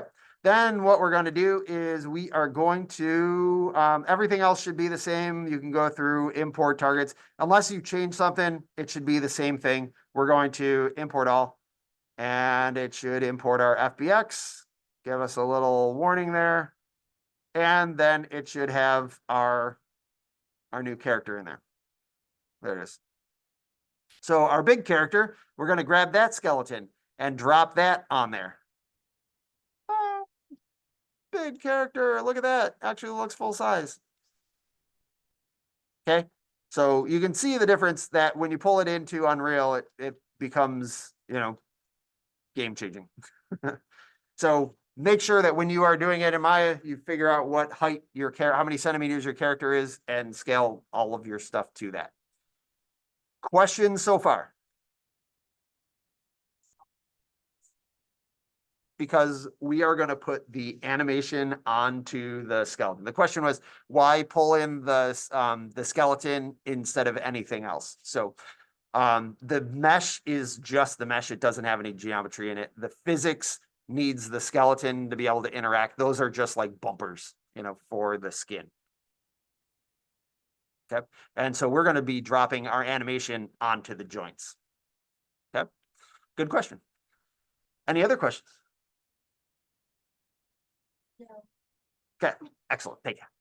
All right, so now that we have our character in, we have both of our characters, we're going to get some animation going for our characters. So let's hop back to Maya real quick. Woo-hoo, Maya. And we're going to throw some animation. I don't know why that does that, but it likes to do this little weird thing. And, I don't know why it does it. When I pop back, it does this goofy thing where it goes around 180 degrees. I don't even know where my, oh, there it is. Yeah. Oh, I think I just need to wiggle it. There it is. So if your character's elbow is up there, just give it a little wiggle and then it will be fine. Same with your little tiny character. I don't know why it's wiggling, but you just move it. There we go. Okay. So what I'm going to do is we'll do animation on my first character. Now, this is not going to be an animation class. I'm not going to be coming in and taking a look at what you're doing for your animation. What I want to show you here is just, we're going to put some simple movements on this because we don't have very much time because I got to roll out of here. But we're going to put some simple movements on here, showing the character, like bringing their arms up, maybe moving the body around. And we are also going to set animation keys on the blend shapes. Okay. So make sure that we do this. Okay. So here we are. We're on frame 1. I'm going to take my character and I should be able to, why are all these not locked? Okay. Over in the list on the side, going to my alt, zoom, there we go. Okay. In the side here, make sure that you are that you have all of the joints should be shut off. All of your do not touches should be shut off. So there should be no V's over here. in this side here, we are going to make sure that everything has an R in it, except for the controls. Leave the controls alone and then go to geometry. And what this does is it will allow us to select the controls without selecting everything else. It's locking all of that stuff down. So you saw when I selected everything, when I clicked and dragged a box around everything, it selected all of our stuff. I don't want that to happen. I just want to be able to set animation keys on my controls. So I'm going to left click and drag. And now you can see I'm just selecting my controls here. So I just clicked dragged a box, click and left mouse click and drag. So I have that selected. I'm going to press S. That sets an animation key on all of the controls and everything at frame 1. I'm going to go to frame, I don't know, go to frame 6. I'm going to take my character, the body of this character, and I'm just going to move it down, like over here. And I'm going to press S. I'm going to go to frame 10. And I'm going to move the character over. And I'm going to press S. And lastly, I'll go to frame 20 and then set this character all to 0, and it should pop back to the end, and then I'll press S again. I'm pressing S because I want to key everything. I'm just locking all that animation keys down. So now that should be the animation of my character. So far, so good? Okay. Now what I'm going to do is at frame 20, I'm going to select my character. Oh, I am actually going to have to turn on, like be able to select the geometry here. So when I said the geometry, I turned those to reference. I turned both those geometries off so that I could select this face. Because what I need to do is I need to set some animation keys on my blend shape. So far, so good? Yep. So I just turned the references off for the geometry so I could select them. And then I selected the geometry in my blend shape. I have my tangent space. Okay. So at frame 20, I'm going to select both of these. So left click, and I am going to right mouse click and key selected. Then I'm going to go down to my frame. What frame we're going to go to? Let's go to frame. We'll go to frame 25. Go back up and take my tangent space, and we'll set that to 1. There we go. I set my I have to zoom back up. I set my. Oh, what happened?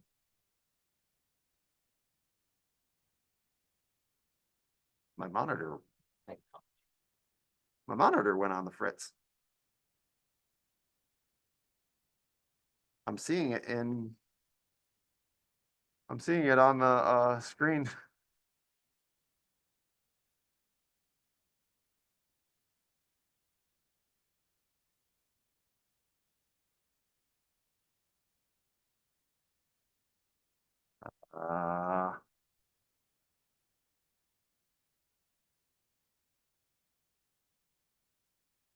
Well, that's a bummer. Oh. You pick my keyboard. No way. No way. Did you pick it? I don't know. Look like you would kick it. Yes. That's crazy. I don't even remember you moving my leg. All right, there we go. Now we're back. Back in black. Okay. That's So, You're like, I want to get out of here early. Okay. So I set my tangent space to 1. I'm going to select both of these, right mouse click and key selected.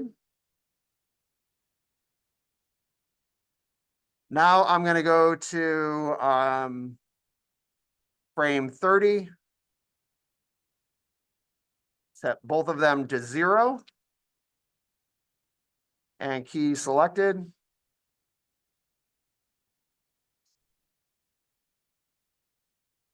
I'm going to go to frame 35. And this time I'm going to do object space. I'm going to set that to 1. I'm going to key both of these. Key selected. And then I'm going to go back down to 30, back to 40. Hello. I'm going to go to 40 and then set everything to 0. Okay. So what we've essentially done is we have our character smiling, comes up, smiles, goes back to 0, and then smiles again. So this character is going to be smiling, but it's going to be smiling with a tangent space blend shape, and then also with the object space blend shape. Okay. So that's the animation for this character. To pull the animation onto this character, or to get this into Unreal, what we want to do is we want to select all of the things again. Okay. So to do that, hey guys, thank you. So, so to export out the animation on this character, I'm going to open up my file. I'm going to go to my game exporter.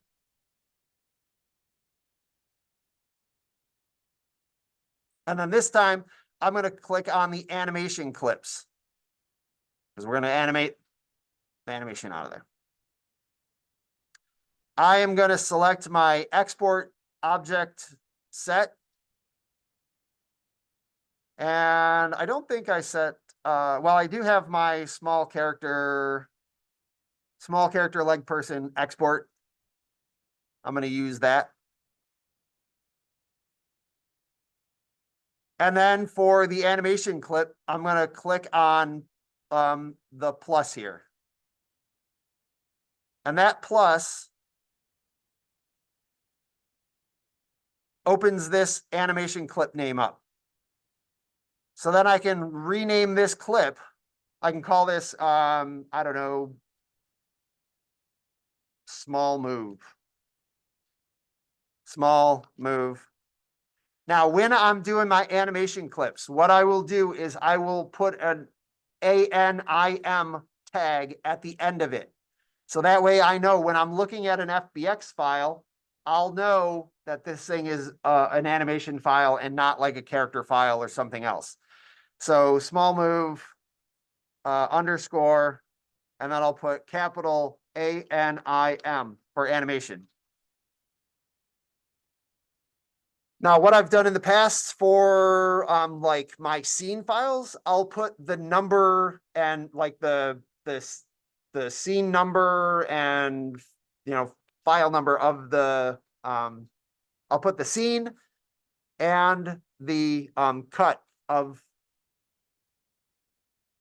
whatever the character is doing in there. So it'd be like 0105, like scene. Oh, I guess that's it. We're done. No.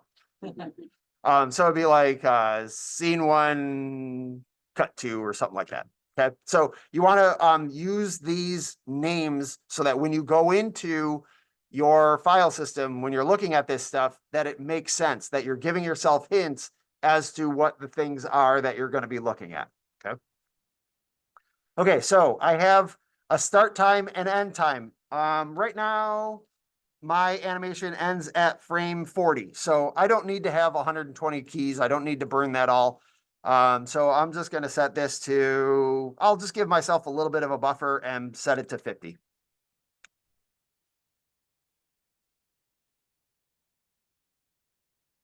Okay, set that to 50.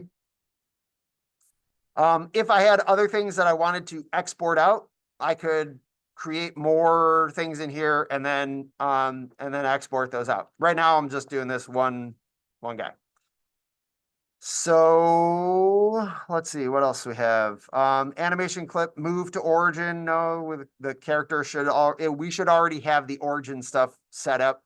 We're going to bake the animation. That means that it's going to set keys on every single frame. The up axis is going to be what? Z, right. That's what we want it to be when we export it, is Z up.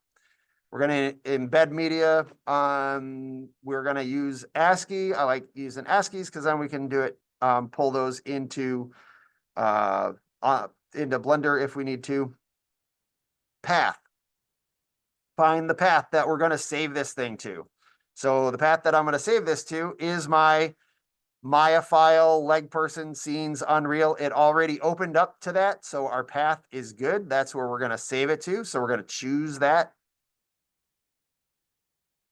Then we're going to go down to clip file prefix. Yeah, all of that stuff is fine.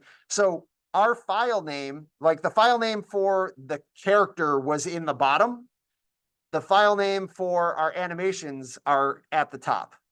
Does that make sense what I'm saying? Right. So when we were in the model export, the file name was down here. When we're exporting out animation, this is going to be our file name. Okay. So that's why I said you want to make sure that you know where that stuff is. Okay. So if we have all of that selected, we have all that set. Now I'm going to zoom out here, or not zoom out, but I'm going to move this over. I'm going to hit export. And then what should happen is you should see the timeline go. Now, you would have to watch it really fast. It does go, but it moves at such a great speed. You can see it'll go right there. See it? Bloop, bloop, and it's gone. So you should see something happening generally. I think there's always, when you're exporting out the animation, you should see the timeline go. If you don't, what's that? Yeah, if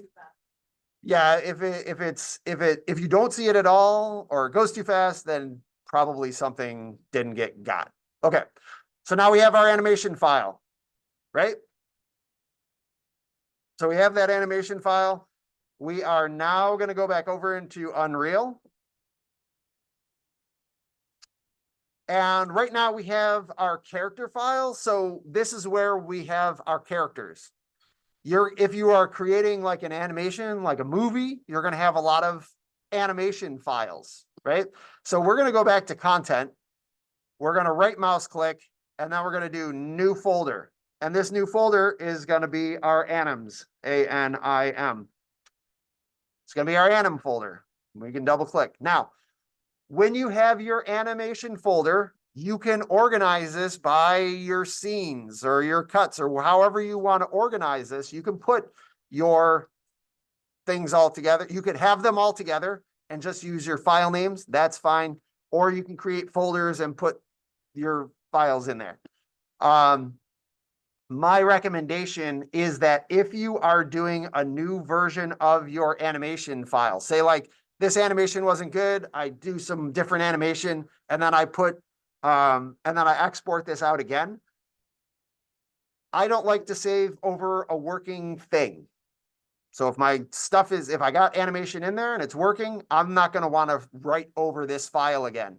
So I would say, you want to put like a version number, like this would be version 01 or 02 and have your version numbers on there baked in. I didn't do that for this one, but that's what I would normally have in there. So I know that I'll have maybe a lot of scene 1, shot 1 animation of my character moving, but I'll have version 1, version 2, version 3, version 4. So I like to break those up and put those into folders. You don't have to do it. You can do it however you want. It's going to be your film and you'll have to deal with the consequences. Yes. So it's like you only have the challenge we selected for this. For this, no. For this, I went in and just used my selection set. So if I use the small character, if I right mouse click and do small character leg person, export, and then select those members. It should have all of my joints and the geometry. Yeah, but all I did is, since I have the selection set, I just need to export the object set and then select the leg person small. Okay. Okay. So that is all set. We're back at Unreal. So now I'm going to import my animation. So I'm going to go to import.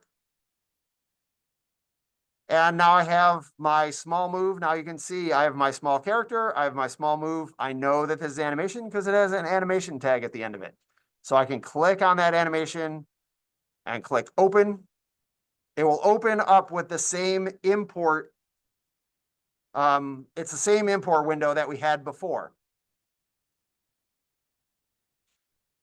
We don't need to import our, let's see, we need to import skeletal mesh. We don't need to import the mesh because we already have it. So we can turn that off. Okay, again, if it opens up and it says, oh, we're going to export the skeletal mesh, we don't need that. We can just not import the mesh because we've already imported the character. Then our skeleton, we click on skeleton and we're going to use our small character skeleton here. So this is what we're going to apply it to. So far, so good? The small character skeleton. You have a big skeleton, small. You have what? You Does it give you the option to put them both on skeletal mesh and skeleton? Like, is that they're like different types or something? might not have well, or when you exported it out, you didn't change the name to big or small. Like, No, there's two big. oh, It's fine, I probably. just- yeah, you might have just imported it twice. Yeah.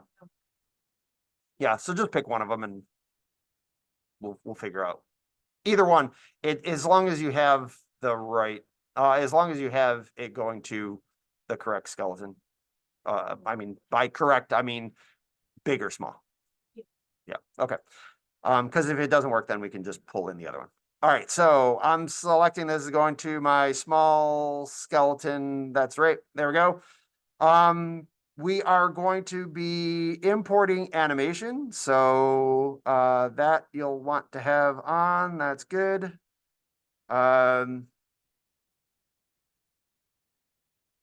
All of this stuff is doing fine. All of the buttons. Yeah, all of that should be just pulled in the way it is by default. That should all be good. What's up? Like, animation box? No, that's if you, When you turn off import mesh, it like assumes that Okay. you're importing animation instead, Yeah. so it takes away that checkbox. Yep. That's good.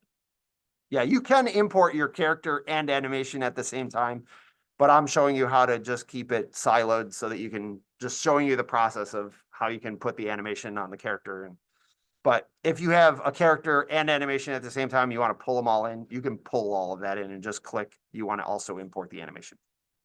Okay, so this is all fine. Also, if your animation, if you start animating or playing your animation, like if your rig came in vertical, and then when you hit play, your character starts laying down on their back, that's because your animation is not also Z up. So all of that stuff is fine. And then we're just going to import all. And when we import all, then what we should have is our small move animation. And if we double click on that, just to take a look, we should then see our animation going. See it going? There it goes. Whee! Okay. So now that we have some animation, we will want to put that onto our character. Now, the way that we can put that onto our character is that we are going to have, I'm drawing a blank. We are going to have animation, what is it, cinematics, and we're going to create level sequences. And these level sequences are basically our timeline for our animation. So the way, again, we'll, organize these things. So I would have, like, if I have my different sequence shots in there, I'll have a new folder and I can call this sequences, SEQ for sequences. Double click. And then I could create folders in here for, my different scenes. Again, same kind of hierarchy. But we don't have all of that. We're just going to keep it simple. Right mouse click. And we're going to go to cinematics. And we're going to create a level sequence. Okay, level sequence. I'm going to rename this thing. I don't know what should we call it? We'll call it I don't know, shot 1. Shot 01. There it is. So now everything, like I said, everything in the bottom is just it's like a holding spot, or it's not being used in Unreal yet. If we want it to be used in Unreal, then what I need to do is click and drag this into the scene. Now, this is not a renderable object, but it needs to be in your scene. It needs to be in this side list for it to be able to be used by Unreal. Does that make sense? Okay. So all this stuff in the bottom, we could have multiple characters in there. We could just keep dragging them in there, but this is just our asset list here. So here's our animation sequence. Now, yep. So if you drag that in there and then add your character, add your animation, and then if you got rid of it, would the character animation not be part of that sequence then? It would not be, yeah. Okay. You'd be just erasing that timeline. Yep. Okay. So, to open this, if you have that selected, down on the bottom right is this open level sequence. Click on that, and that should open up your timeline here. Now what we need to do is we need to propagate. We need to have our things that we're going to animate or things that we're going to move around in the scene. So we're going to take those from our world here. So in the outliner, we're going to find our character, big character skeleton, or no, we're going to do the small character. That's what we're working with first. Small character skeleton. I'm going to click and drag that down into my my sequencer. And we're going to let it go. Now we have a place for the animation to reside. It'll has a place for the keys to go. Does that make sense? Okay. So we're just saying, okay, we're going to animate this character that's in our scene. Use this. Now you can see there's animation line here. We're going to click the button, the little plus button. Any sequences, any animation that you have will show up in this list. Right now we only have one. So I'm going to click on small move. And I'm going to click on it and it opens up. And there it is. Now if I click and drag, now my little character should be moving around there.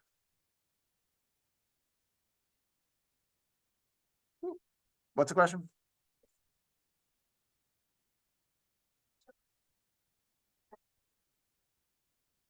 Yeah, I just here, I'll erase this. I can go boop. There it is. So I just have that small character. I'm taking the small character in the outline and just dragging it and dropping it into this space here and letting it go. And then I just click in the animation level. Just click on the plus button, and then we have small move animation.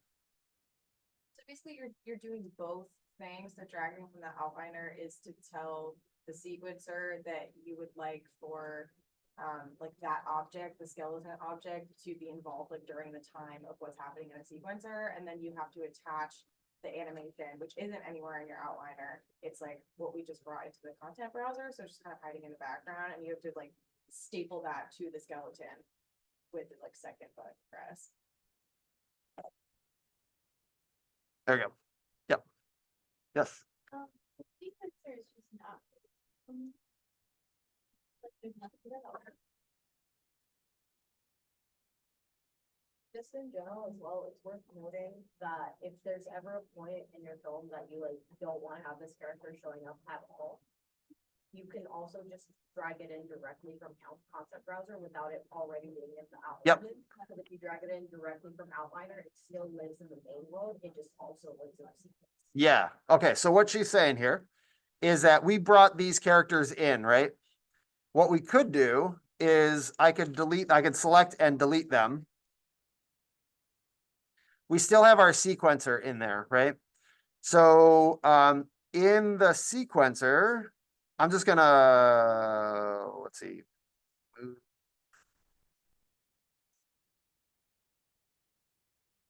What am I thinking of here? My content browser. And I'm gonna go to my character. Yeah, I'm just taking my sequencer and you can click the sequencer. You can just click and drag it up and put it kind of anywhere. So I'm just putting it up into partially the other window. So in my sequencer, I'm finding my character. And that character, where's my small character? My small character skeleton. Instead of dragging it into the world first and then dragging it back, you can drag this small character into that directly. And then once it's in there, you'll see that it has this little lightning bolt.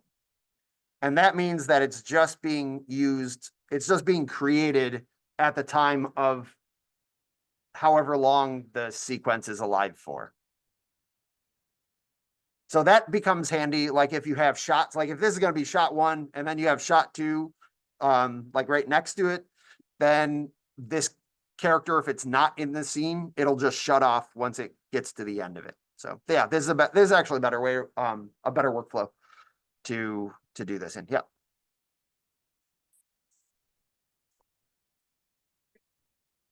Filing, so they're all separate. Those are, yeah, separate sequences. Yep. So then, so this is my character 1. And then if I wanted to add the animation onto this character, now I can click on animation and again, do the same thing, small animation move. All right. And then one kind of more thing in here.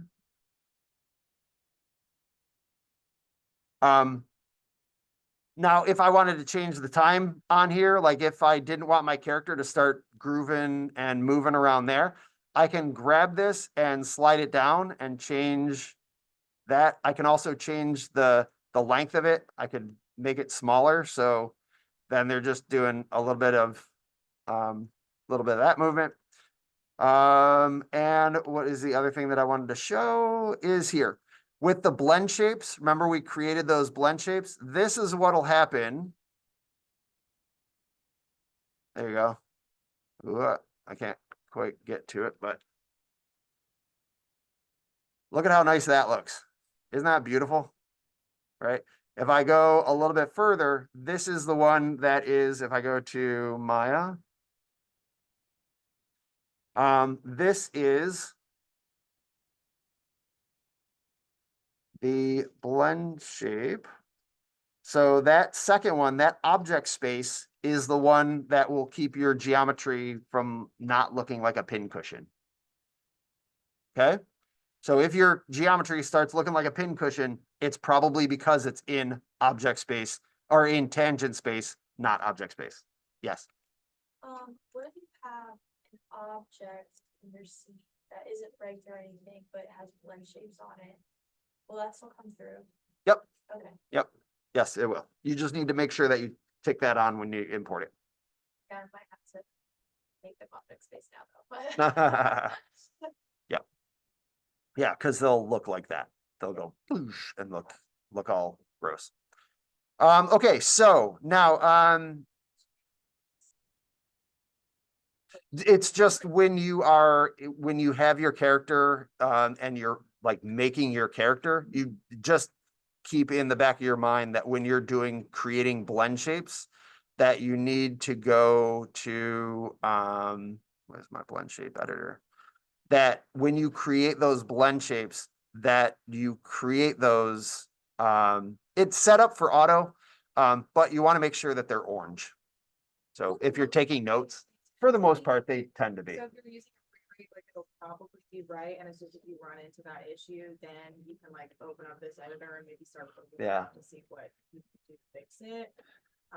Yeah, the reason why I bring this up is because I was doing animation with MJ, and when it was rigged with that in mind. And I brought it in, and the thing started exploding, and I didn't know why. And so I finally found out that this is what was happening. So I had to actually recreate all of those blend shapes, and then and what I did to fix it is I made duplicates of that geometry in those positions and then moved the geometry back to those spaces. So it wasn't really, I mean, it took about a day to get all of the blend shapes, but it wasn't super huge. But it was really annoying to see it exploding.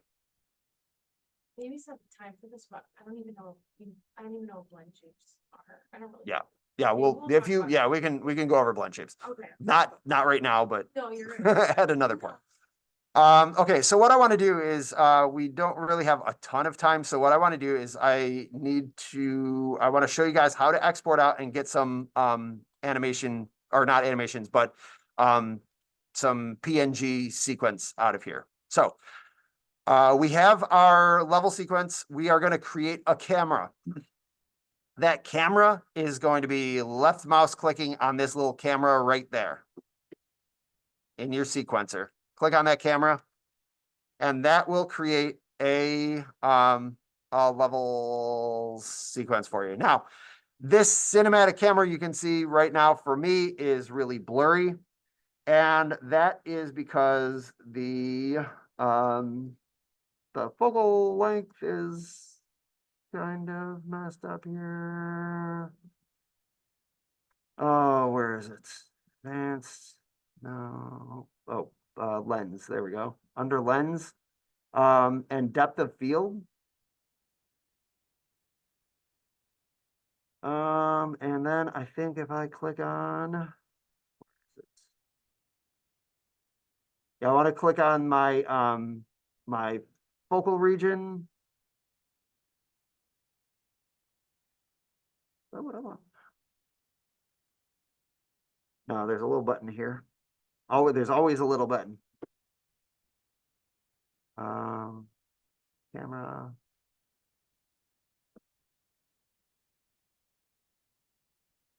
Depth of field, there it is. So scrolling down, depth of field, no, it's still not there. Did they move it? You can search. Yeah. for it.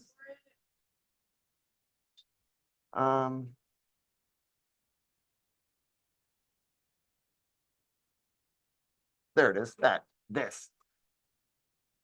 that one is what I'm looking for. It's under focus settings. That stuff is up towards the top. I Yeah, think. towards the top, yep. Yeah. Towards the top, and then,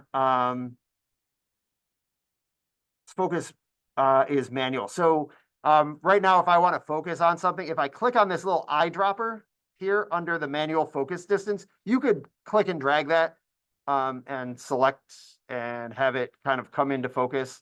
And you can go back and forth with it. But if you click on the little eyedropper and then go into your scene and then click on something, it will put that thing into focus. So if I want to focus on his foot, then that will put it more into focus. Okay. You can also turn on the debug if you want to see like what is, where things are cutting off or where your focus plane is. And then you can like adjust and get your focus moving in there, and you can see it visually that way. You can turn that off, and then you can, just see your focus plane in there. So because we are getting down really small at a 35 millimeter lens, we got a very small, shallow depth of field here. Okay. So I have my camera. I want to export this thing out and get some frames. Next to the camera is a little clapboard. I click on that, and this is going to open up my movie render queue. In the render queue, If I click on my unsaved config, open that up, it'll open up this setting here for my exports. Right now, it defaults with JPEG. Again, I don't know why. JPEGs are horrible. You can actually select it and delete it and get rid of that. And then you go up to settings and then just tell it that you want to do a PNG sequence instead. Click on PNG sequence. If you want it to write an alpha channel in there, you can turn that on. If you don't, you can turn that off. And then in the output settings, you can change what your resolution is going to be. 1920, 1080 for me right now is going to be fine. You can go in there and play around with all that stuff. There's also like the frame number. It'll tell you the output directory that you're going to go to. If you want this to go someplace else, right now it's going to go to our saved folder and then movie renders. So zoom in there. Our saved folder and movie renders, that's fine for me right now. And then the sequence is going to use the sequence name, and then the frame number is the format that it's going to use. And we can tell it what frames per second we're going to use. We're going to do 24. That's fine. We want it to look cinematic. And then anything else you guys do on your exports? Yeah. Yeah, you can go in and change like some more of the settings on there, like adding all of these other different things in there. We're not in that. We're just gonna do this right now, quick and dirty. If what it's exporting is like just frames. Just as it is frames. Now, so that's why the frame rate is grayed out, because it's not actually doing anything for you here. It's not gonna come out timed as footage. It's gonna come out as frames, which is usually how you want it. That's what I learned. I don't know. But yeah, once you get all the setup, you can save your configurations, and you can actually do that for each shot. And then it's kind of handy, like towards the end of your film pipeline, to be able to like batch render a whole bunch of different shots, but all the pieces will get sent to their respective folders and everything if you have those presets saved. So definitely do that. Okay. All right, and then I'm just gonna click accept. And then again, if you want this thing to go somewhere else, you can click on the output directory and then tell it to save somewhere else if you want it to, but we're just gonna have it save here. And then you can also change, like if you wanted a different, say, sequence shot, you can change the sequence in there, but we're just gonna leave it the way it is. And then I'm just gonna do render local. And I'm gonna click on that, and my window over there is going to, now it's gonna render the shaders. It's gonna compile those and get those set. Sometimes it can take a little bit of time. But once it's rendered or compiled, then you don't need to do it again. So you can't see it because I have it. I stop my share and then share over here. You should be able to see that share. There you go. So you can see it's rendering. It's going. Is everybody's stuff going? Okay.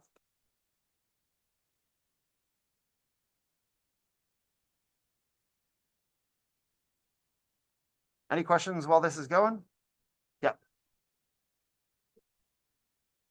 You just select on JPEG and you can either turn the little button off or delete it. And then just at the top, go with hit the little plus button on the upper left-hand corner. And then there should be a PNG in there. Yep. 94, 95, 96, 90. I should have had After Effects open. AFTER, After Effects. There you go. There goes my guy doing the thing. I'm going to open this up.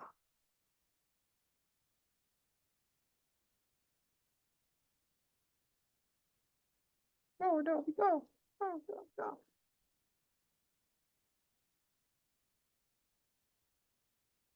I'm going to stop this share and I'm going to share back over here. Share, there. Here, share, there, share, everywhere, share, share. Okay, we're going to do a new project. So got After Effects going, got a new project. I'm gonna find my, I'm gonna import my files. So I'm gonna right mouse click, do import, and then file. And I'm gonna go to my desktop, go into my animation test. Now this is my Unreal folder. Remember the content folder? That's this content folder. See all of the sequences and animations, right? This is where all that stuff is housed.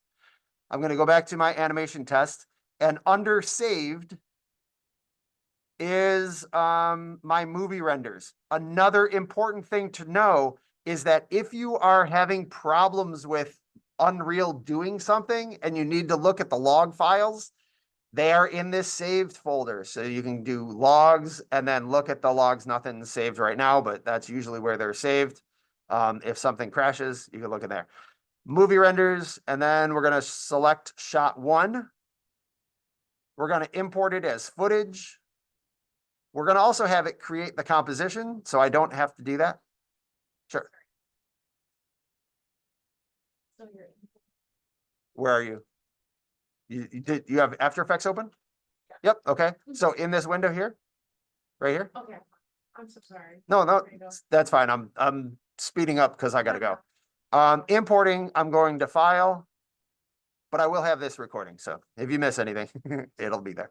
Going to my desktop, going to my animation test folder, going to saved, going to movie renders, selecting the first one, going down here to create composition so that it creates my timeline in After Effects, and then just clicking on import. And away it goes, makes the timeline go, and you can see my animation file. There it is. There it goes. Okay. Now I had some extra animation clip stuff on there. If I actually want this thing to stop at frame 50, I can take my composition and drag this down to, this is the working file. Yeah, this is the working one. So I'm just gonna take that down to, I don't know, somewhere down here. So now it'll only export out these 50 frames. Okay, last thing I need to do is go to composition, and I need to turn it into a video file. So sending it to a video file is composition, and then down to, where is it? Add to Adobe Media Encoder queue. So it's composition, add to Adobe Media Encoder queue. Then what'll happen is it'll open up Media Encoder, which it's doing now.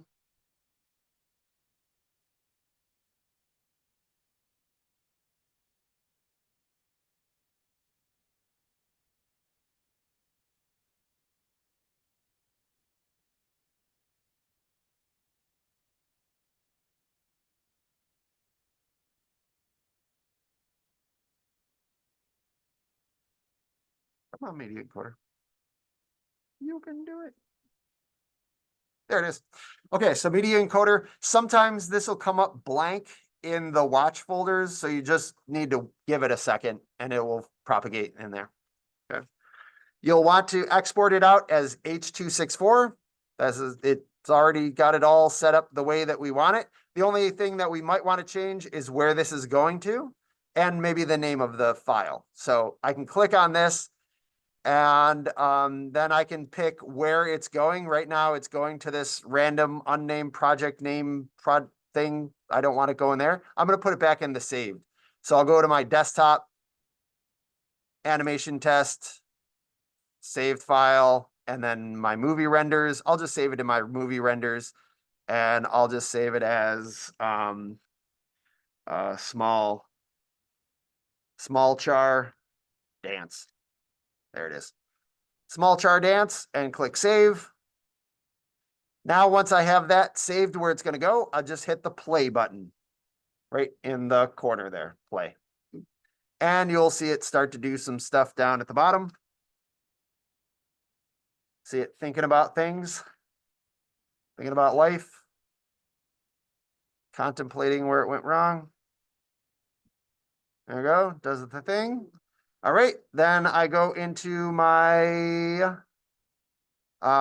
folder, go to my animation test, go down to saved, go down to movie renders. And these are all my scene files. I'll just keep going down to the bottom where my character dance is now located. Double click on that. And it says it's not supported, but that's because they have things kind of goofy here. Just right mouse click on it. Just right mouse click on it and do open with, and then you can open it with like, I don't know, media encoder. You had a way to fix that, right? It was, Yeah, it's something in the it's, setting. yeah, something in the settings. It's just a like RIT workstation. Yeah, RIT workstation goofiness. But anyways, there is the animation going, and you have some scene files out, and then you can, there you go. Any questions on that stuff? Yep. Unreal Engine's default playback rate is 60 FPS, but you import animations in 30 FPS or how does 30, yeah. okay, and yep. it just like it'll just automatically play. Yep, yep. And You're able to 24. okay. You are able to. Where is that? It's in the, It's in the sequencer. yeah, right. Yeah, you change it'll give you like a little like warning or something. I think maybe that your animation that you've imported like isn't the same. Because my sequence is 30 FPS. Yeah, by 30. magnet. I could change that to 24. So actually, anytime that you have like, I don't know, sometimes when you render, it'll give you like weird frames that look like between frames, like that it gets confused or something. Like sometimes it's from that. So Yeah. it's nice to have your sequencer set to what you want the final product to be in. Yeah, good question. Anything else? Okay. All right.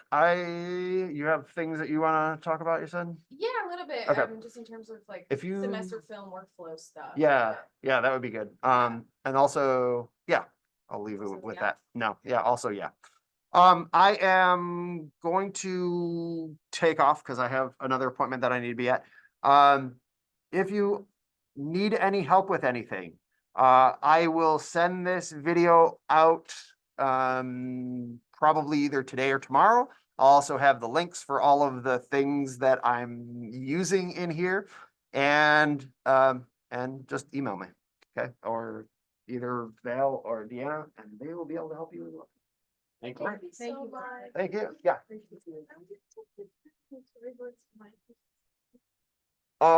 Storyboards no, that's for next week. Oh. Yeah. Any other questions? Okay. All right. Thank you, guys. Right. Thanks, Good luck. Mark. You guys got this. Yay. For the win. Oh my gosh. Let's meet your host, Mark Reich. Hello. Still logged in, still labeled. Take your mask off. Exactly. Here I am. And I put some eyeliner on. We're ready to go. Don't talk about me while I'm gone because I'll be watching that video. You're right here. As far as I'm concerned, he hasn't left. Yeah, okay. So if people have to go, also like that was sort of the bulk of the technical part of the demo, and this will stay recorded. But I did want to mention just a couple things about sort of like how to make this work the most to your benefit while you go through the pipeline of especially a semester film, which I think is what a lot of people are here for at the moment. But I don't know, it's just good to be able to work smarter, not harder. So as far as the sequencer goes, there's actually a lot of extra stuff you can do with it in terms of having like multiple shots and having all of that like batched together for you. So I was just thinking I could go through and show sort of how I normally go about setting that up, and Val, you can jump in if you do it differently at all. No one ever like taught me how to do it, and it was like a pain to have to figure it out. So at least I can offer you like an example method. Yeah, what's up? Did Mark go over the fact that sometimes the FBX stuff doesn't work? No, he totally didn't, and that's actually good to, yeah, we can talk about that too. Yeah, we'll do that first actually. So yeah, sometimes all this this beautiful stuff that we just did together, you do everything right and it just like still doesn't work, and it's because there's like a funky joint somewhere, or it's a rig you didn't make, so something is locked and you don't know it's locked, and whatever it is, I don't know, I think if we're all 3D students, like we know that sometimes there's a point in troubleshooting where you've now been troubleshooting longer than it would have taken to like take a side option. So sometimes it is going to be better to take the side option. The FBX import is your best friend for a number of reasons. One, when you import the skeleton one time, it's like it already lives in there. So as far as like file expensiveness, you're sort of applying animation layers cheaply on top of this like one instance of something, which is good for you and your files and your speed of everything. And also you only have to apply your materials and textures one time. Whereas if you do something in Alembic, which is the other option, you're gonna have to reapply your materials every time that you import. And so that can be kind of a pain in its own right. But yeah, do you guys like know the difference between FBX and Alembic just generally, or these are like new thoughts, new words? Okay, cool. Yeah, so FBX, as we just said, is sort of a method of exporting key information like on joints. Alembic, which we're talking about, is a cached method.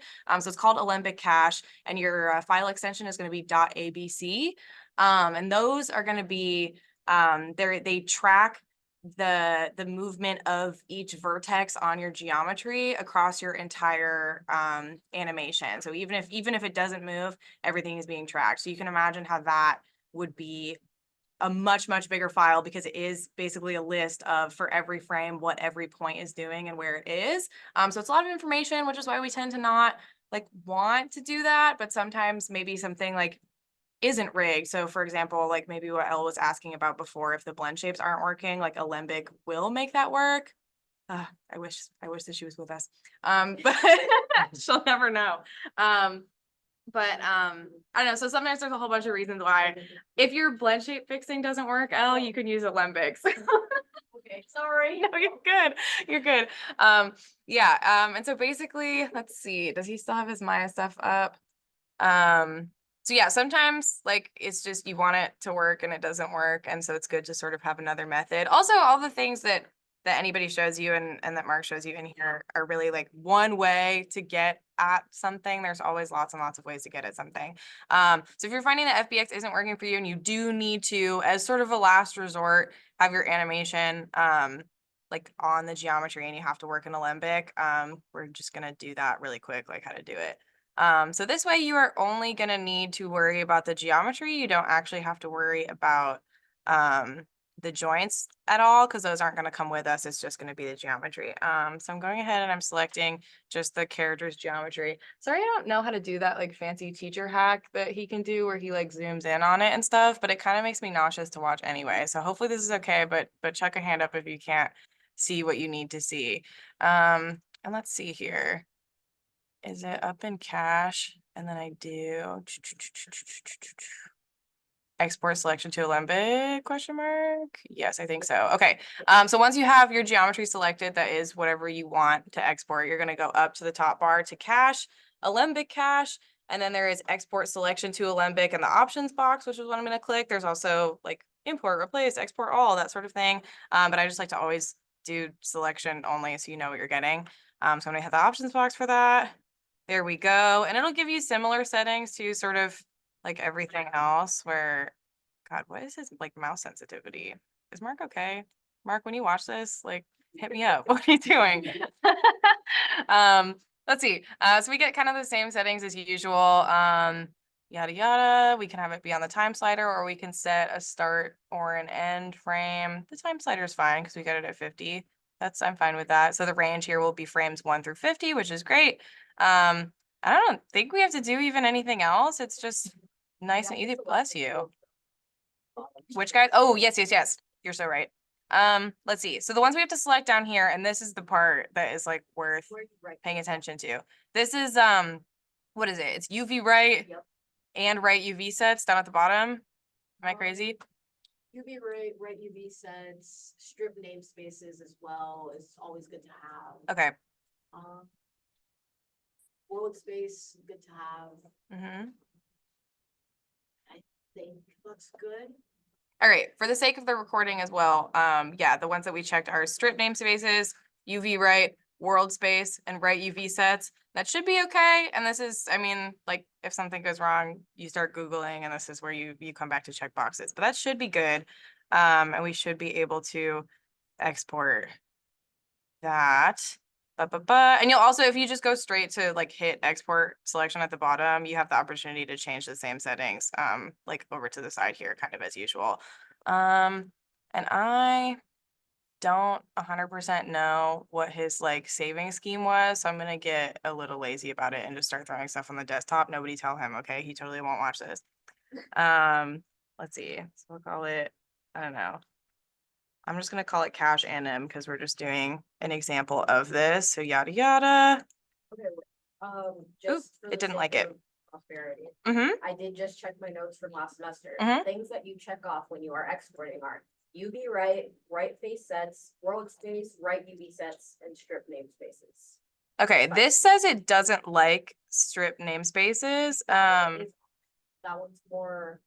that I one think the is- namespace stuff he did at the beginning maybe counteracts that. So I don't know. That's the one I don't do. So sorry. So UV right face sets, world space, right UV sets. Am I missing anything? I think you're good. Okay. Yeah. Cool. Let's try that again.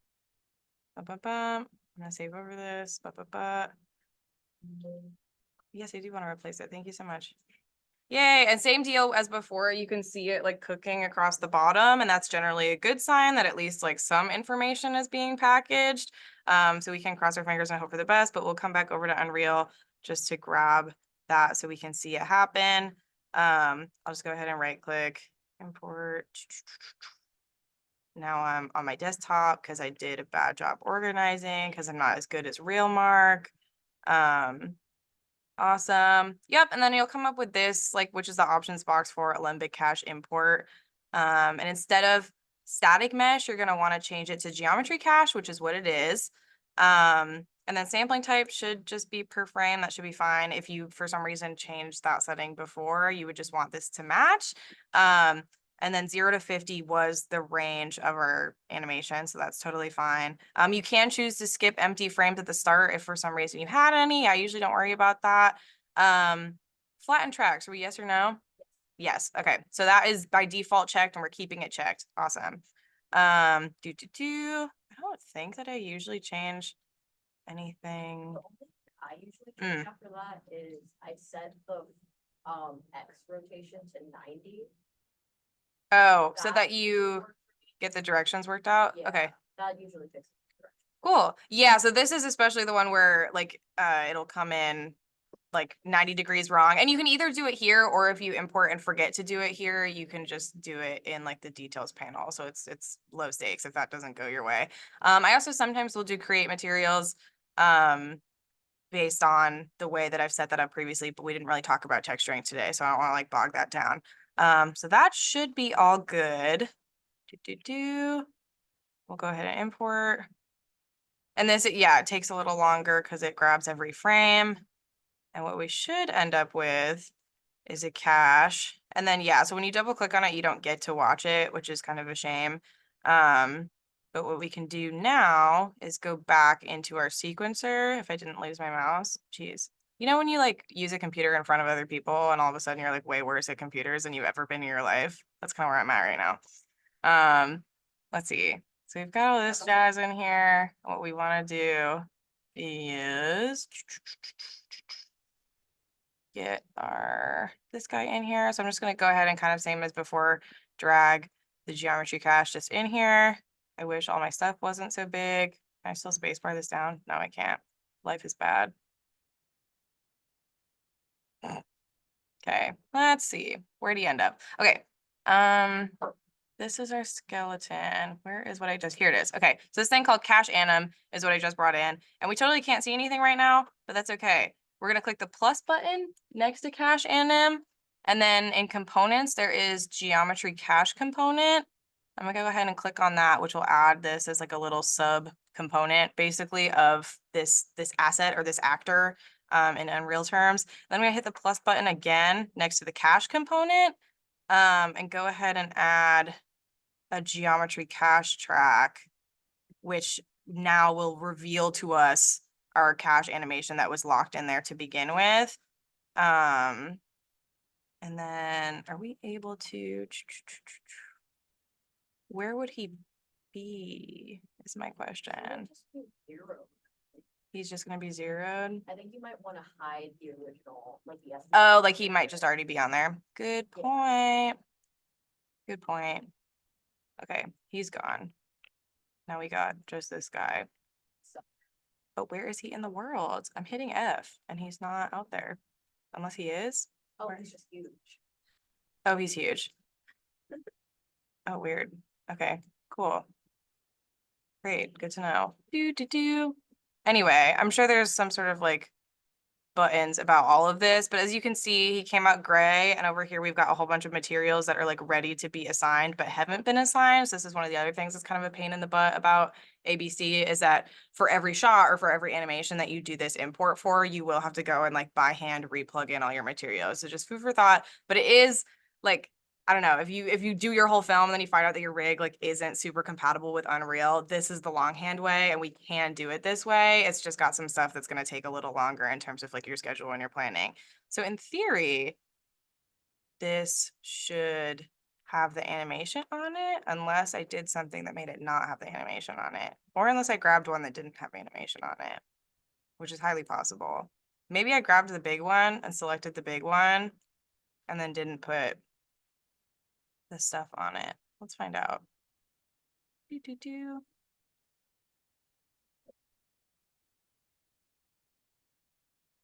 Get it? I get the struggle. Okay. Bum. I'm gonna go ahead and overwrite that. Okay, there we go. I feel like last time we couldn't see him moving, so I feel like maybe I had selected something wrong.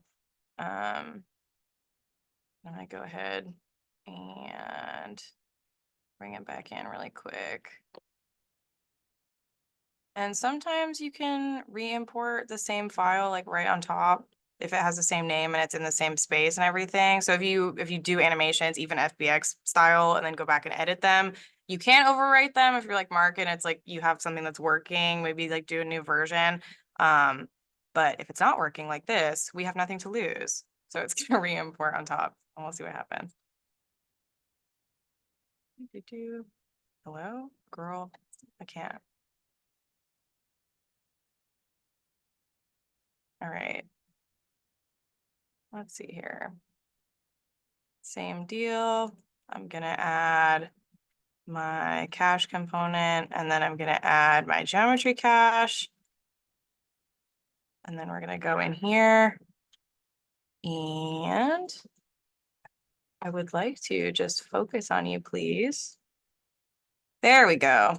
Take me in there. Okay, now he's tiny, which I think is correct. So I think, yep, okay. So now he does the animations, that's all on there. Okay, so I must have just grabbed the wrong one the first time. But anyway, so if you're selecting the right geometry, there it is. Are there any questions about like that or how that works as a backup plan? So it is just like a little worse than FBX, but all is not lost if your FBXs don't work out for you, which is always good to know. So this is your B plan or possibly your C plan. If things don't work out for you, especially when you're making a film in a semester, like you just like got to get it done. You got something? Probably put your textures into Maya, not. Both, in theory. Okay. Like the ones that you're gonna see at the end of the day are what you put in Unreal, if you're rendering in Unreal. But in Maya, sometimes it's just nice to see like your character more or less what it's supposed to look Like as you animate. I skip texturing entirely in Maya. That's another thing that's kind of good to talk about in terms of like doing a film with Unreal. I just don't even bother. The only things I do in Maya are make sure that everything that I'm going to want a different material on is assigned something new. You don't even have to name them because Unreal won't like remember the names of them. Like over here, it's listed as just like element 0, element 1 through 5. And at least I haven't ever seen that not come out that way. So they don't even save the names if you were to apply the textures. So I literally leave it as just like Lambert 0, Lambert 1, Lambert whatever. It doesn't matter what type it is because you'll redefine everything about your texture once you're in here. And even if you do it in advance in Maya, you'll probably have to replug it here anyway. Plus texturing is like better in Unreal than it is in Maya. You're gonna get like more interesting results and have a lot more flexibility that way. So I tend to skip it entirely, but you do have to UV unwrap first and have the things that need to be separate materials assigned that way. Otherwise, then you'll run into issues here. Yeah. Yeah, If yeah, you yeah. don't do any texturing in Maya, only do base colors, like just add the base colors in so you can see what's going on. Yeah, that is good to see if you've assigned things right too. Yep. Yeah. Yeah, yeah, yeah. Yep. Just like hooking up wires. Mm-hmm. Yeah, and eventually what you'll get is if you, I don't know, if you like edit a material or something. Oh, it doesn't want me to. Will it let me anyway? Yeah. Yeah, so Unreal has this like materials editor, which again, this is like not the scope of this workshop at all, but you'll have like a node view and you can just import like images in, you can plug them into all these different the attributes of like base color and metallic and roughness and normal and all the there it's the regular stuff, but it just is unrealified. Yeah, so that's a good question. Yeah, and then as far as I know we're sort of coming up on the end here. Are there things that people are just like worried about not knowing how to get to as you like approach your films at this point? Sections of the process that we think might be horrible. I can real quick show how I set up like a master level sequence and then have all my shots in that if that seems like something that would be helpful. Because I like to work that way. It makes it extra handy. Or we can make a camera in Maya and export it and then import it as like your animated camera in here. That sounds more useful. I'm getting some nods. Okay, we're gonna do that one. Hi, Dan. Okay. Great. So say you have a camera for your shot and it's like super excellent. You have it all set up in Maya and then you want to get it into Unreal. That's going to be a big thing for you. And that is something I would recommend, obviously, because when you animate in Maya, you should be animating to a shot camera. So all I'm going to do for the sake of time here is like literally just kind of nothing on this. I'm going to like set a key in a position and then I'm going to just really messily like shove it over here and I don't know. We're just gonna make it so that it like animates a little bit and then we'll call it a day. Let's see. Great. Now it's animating. It's gonna look super terrible, but that's kind of all we need, okay? So with your camera selected, so this you're gonna do as an FBX as well. So I'll go ahead and do file, export selection in the options box to double check all that stuff with the camera selected and only the camera selected. So your file type is gonna be FBX export. Everything that's default should be about right for us. And Val, stop me if you like hella do something different than me and we can. Oh, interesting. Okay. Yeah. Which is also super handy and good to do, but in terms of animating to a camera, 10 out of 10 would recommend like having it first and then bring it over. The only thing that I just like to make sure I check over here is the animation and the camera like sub tab. Everything else like should be fine because you don't need to worry about it for this, but we have a camera and it is a camera that is animated. So we just want to double check that that information is coming with. So in terms of animation, the animation box has been checked and I usually check bake, which will give you like keys on all of the frames, which I don't know, for better or for worse, like is there. You don't have to, and I think it should still work, but sometimes that's good. So I guess we'll go ahead and try it. And I'm only using like 12 frames or something. I'll put it at 20 just to have a sweet spot, unless the keyboard is unplugged, in which case maybe I won't. What's up with that? Hello? Wow, when you find out that you can crash it without doing anything. I swear I did nothing. This is really putting a damper on the vibe. Okay, there we go. I got some sound. But it's still behind. What are you mad at? Is it this? I'm mad at this too. Hmm.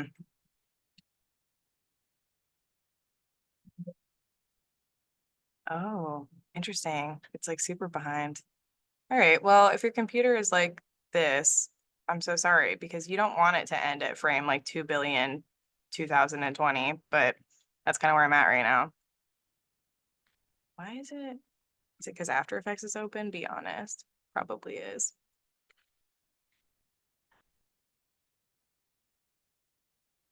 Get rid of you. We don't care. Don't say we don't care. Anything to make us move faster. Yeah, I don't know what it's doing. I'm sorry.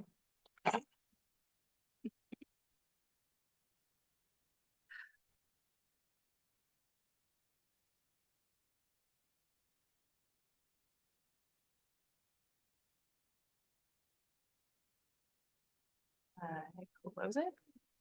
I don't think so. It's just like really freaked out.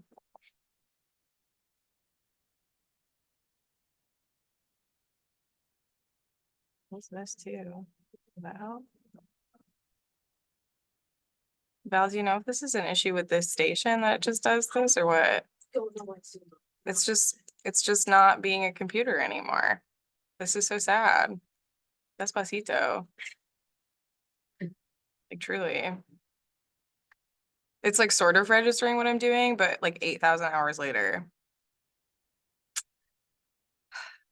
This is, you would think that my bachelor's degree that I already have would help with this, but it didn't. This has given me nothing. You would think this teacher does. You would think that it would be good, but no. R.I.T. baby. RIT. Emphasis on the T. Emphasis on the T, truly. Okay, it's working slightly faster now. So I did that, and then here we go. Now we're cooking. In cameras, we have cameras checked. Awesome. I'm literally just in the desktop because I want to move fast and let you guys get back to your lives that you have. And I have a class that I'm missing actively right now. I'm just gonna name it Cam. Name it something better than that. Name it like the shot number or something like that. I don't know. But we'll export that. Perfect. I think it should be fine that way. I think it should have worked. That's one where since it was so few frames and so little information, it went pretty quick probably.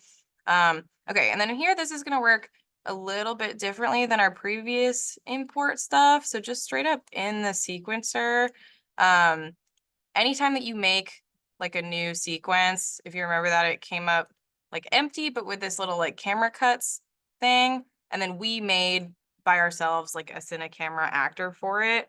And what we can do on the Cine Camera actor, or even if we like delete that and pretend we hadn't done it yet, up by camera cuts, you can do, there we go. So I'm right clicking on it. What am I doing? Hang on. No, you don't import it. You put it on one. Hang on. It might just be this. Okay. Hang on. There we go. Okay. So I clicked the button to make a new one again. I just wanted to like clear out the other stuff from it. And then if you press plus here, we can, maybe it's a right click. Hang on. I'm finding it. You know, when you like do it with, there we go. Okay. So when I right click on Cine Camera Actor, sorry about that. The muscle memory is like not with me. And you go to import, you will be able to directly import your FBX on top of it. So now if we go back to the desktop or wherever you put it, hopefully you put it somewhere like good, but I didn't do that. So here we are. So we've got cam.fbx. And then if we open that, what I like to do is uncheck most of these. So I'll get rid of match by name only because it'll be mad that your camera like in Maya isn't named exactly the same thing that it is in here, but we don't want to have to worry about that. Converting unit shouldn't be necessary like we established before because the unit should be all the same. So that's probably fine. Create cameras we can turn off because we're importing on top of a camera that already exists. So we don't have to make a new one. And I also usually, do I reduce keys? I don't know. Sometimes these are the ones where it gets like kind of optional. We'll try it like this for now. We'll see what happens. But then if you import, you can see that you've gotten this little bar, which will show you that there like is animation. And then if we open the transform track, you can actually see the two keys that I made are these two keys, right? And then if I click this, oh, because it was such a bad animation, I made such a really, really good animation. It's kind of hard to tell what's going on there, but hang on. If I go to this and I have it show it to me. Okay, yeah. So this is my camera.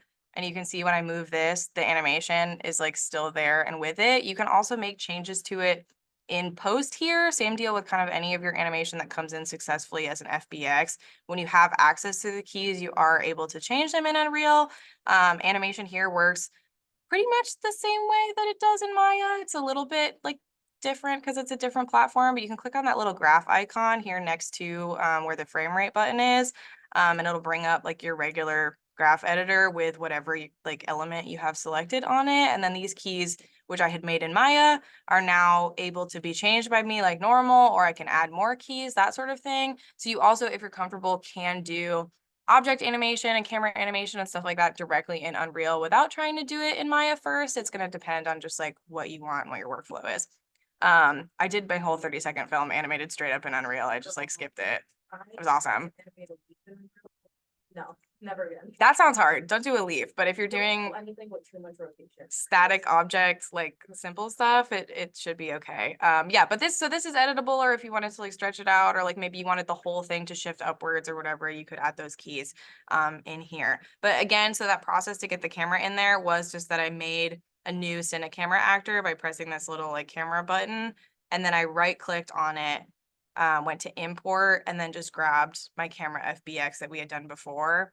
And then that came out right here on top of it. And then you're able to like slide that around if you want your animation of the camera to not start until frame 36 or something, like it can go somewhere else, that sort of thing. And then that also applies to your character animations or something. If you don't want them to start until later, those should all be grabbable and slidable in either Olympic Cache or an FBX. Whenever you have this little like gray box of content here, you can slide stuff around. Any questions about that?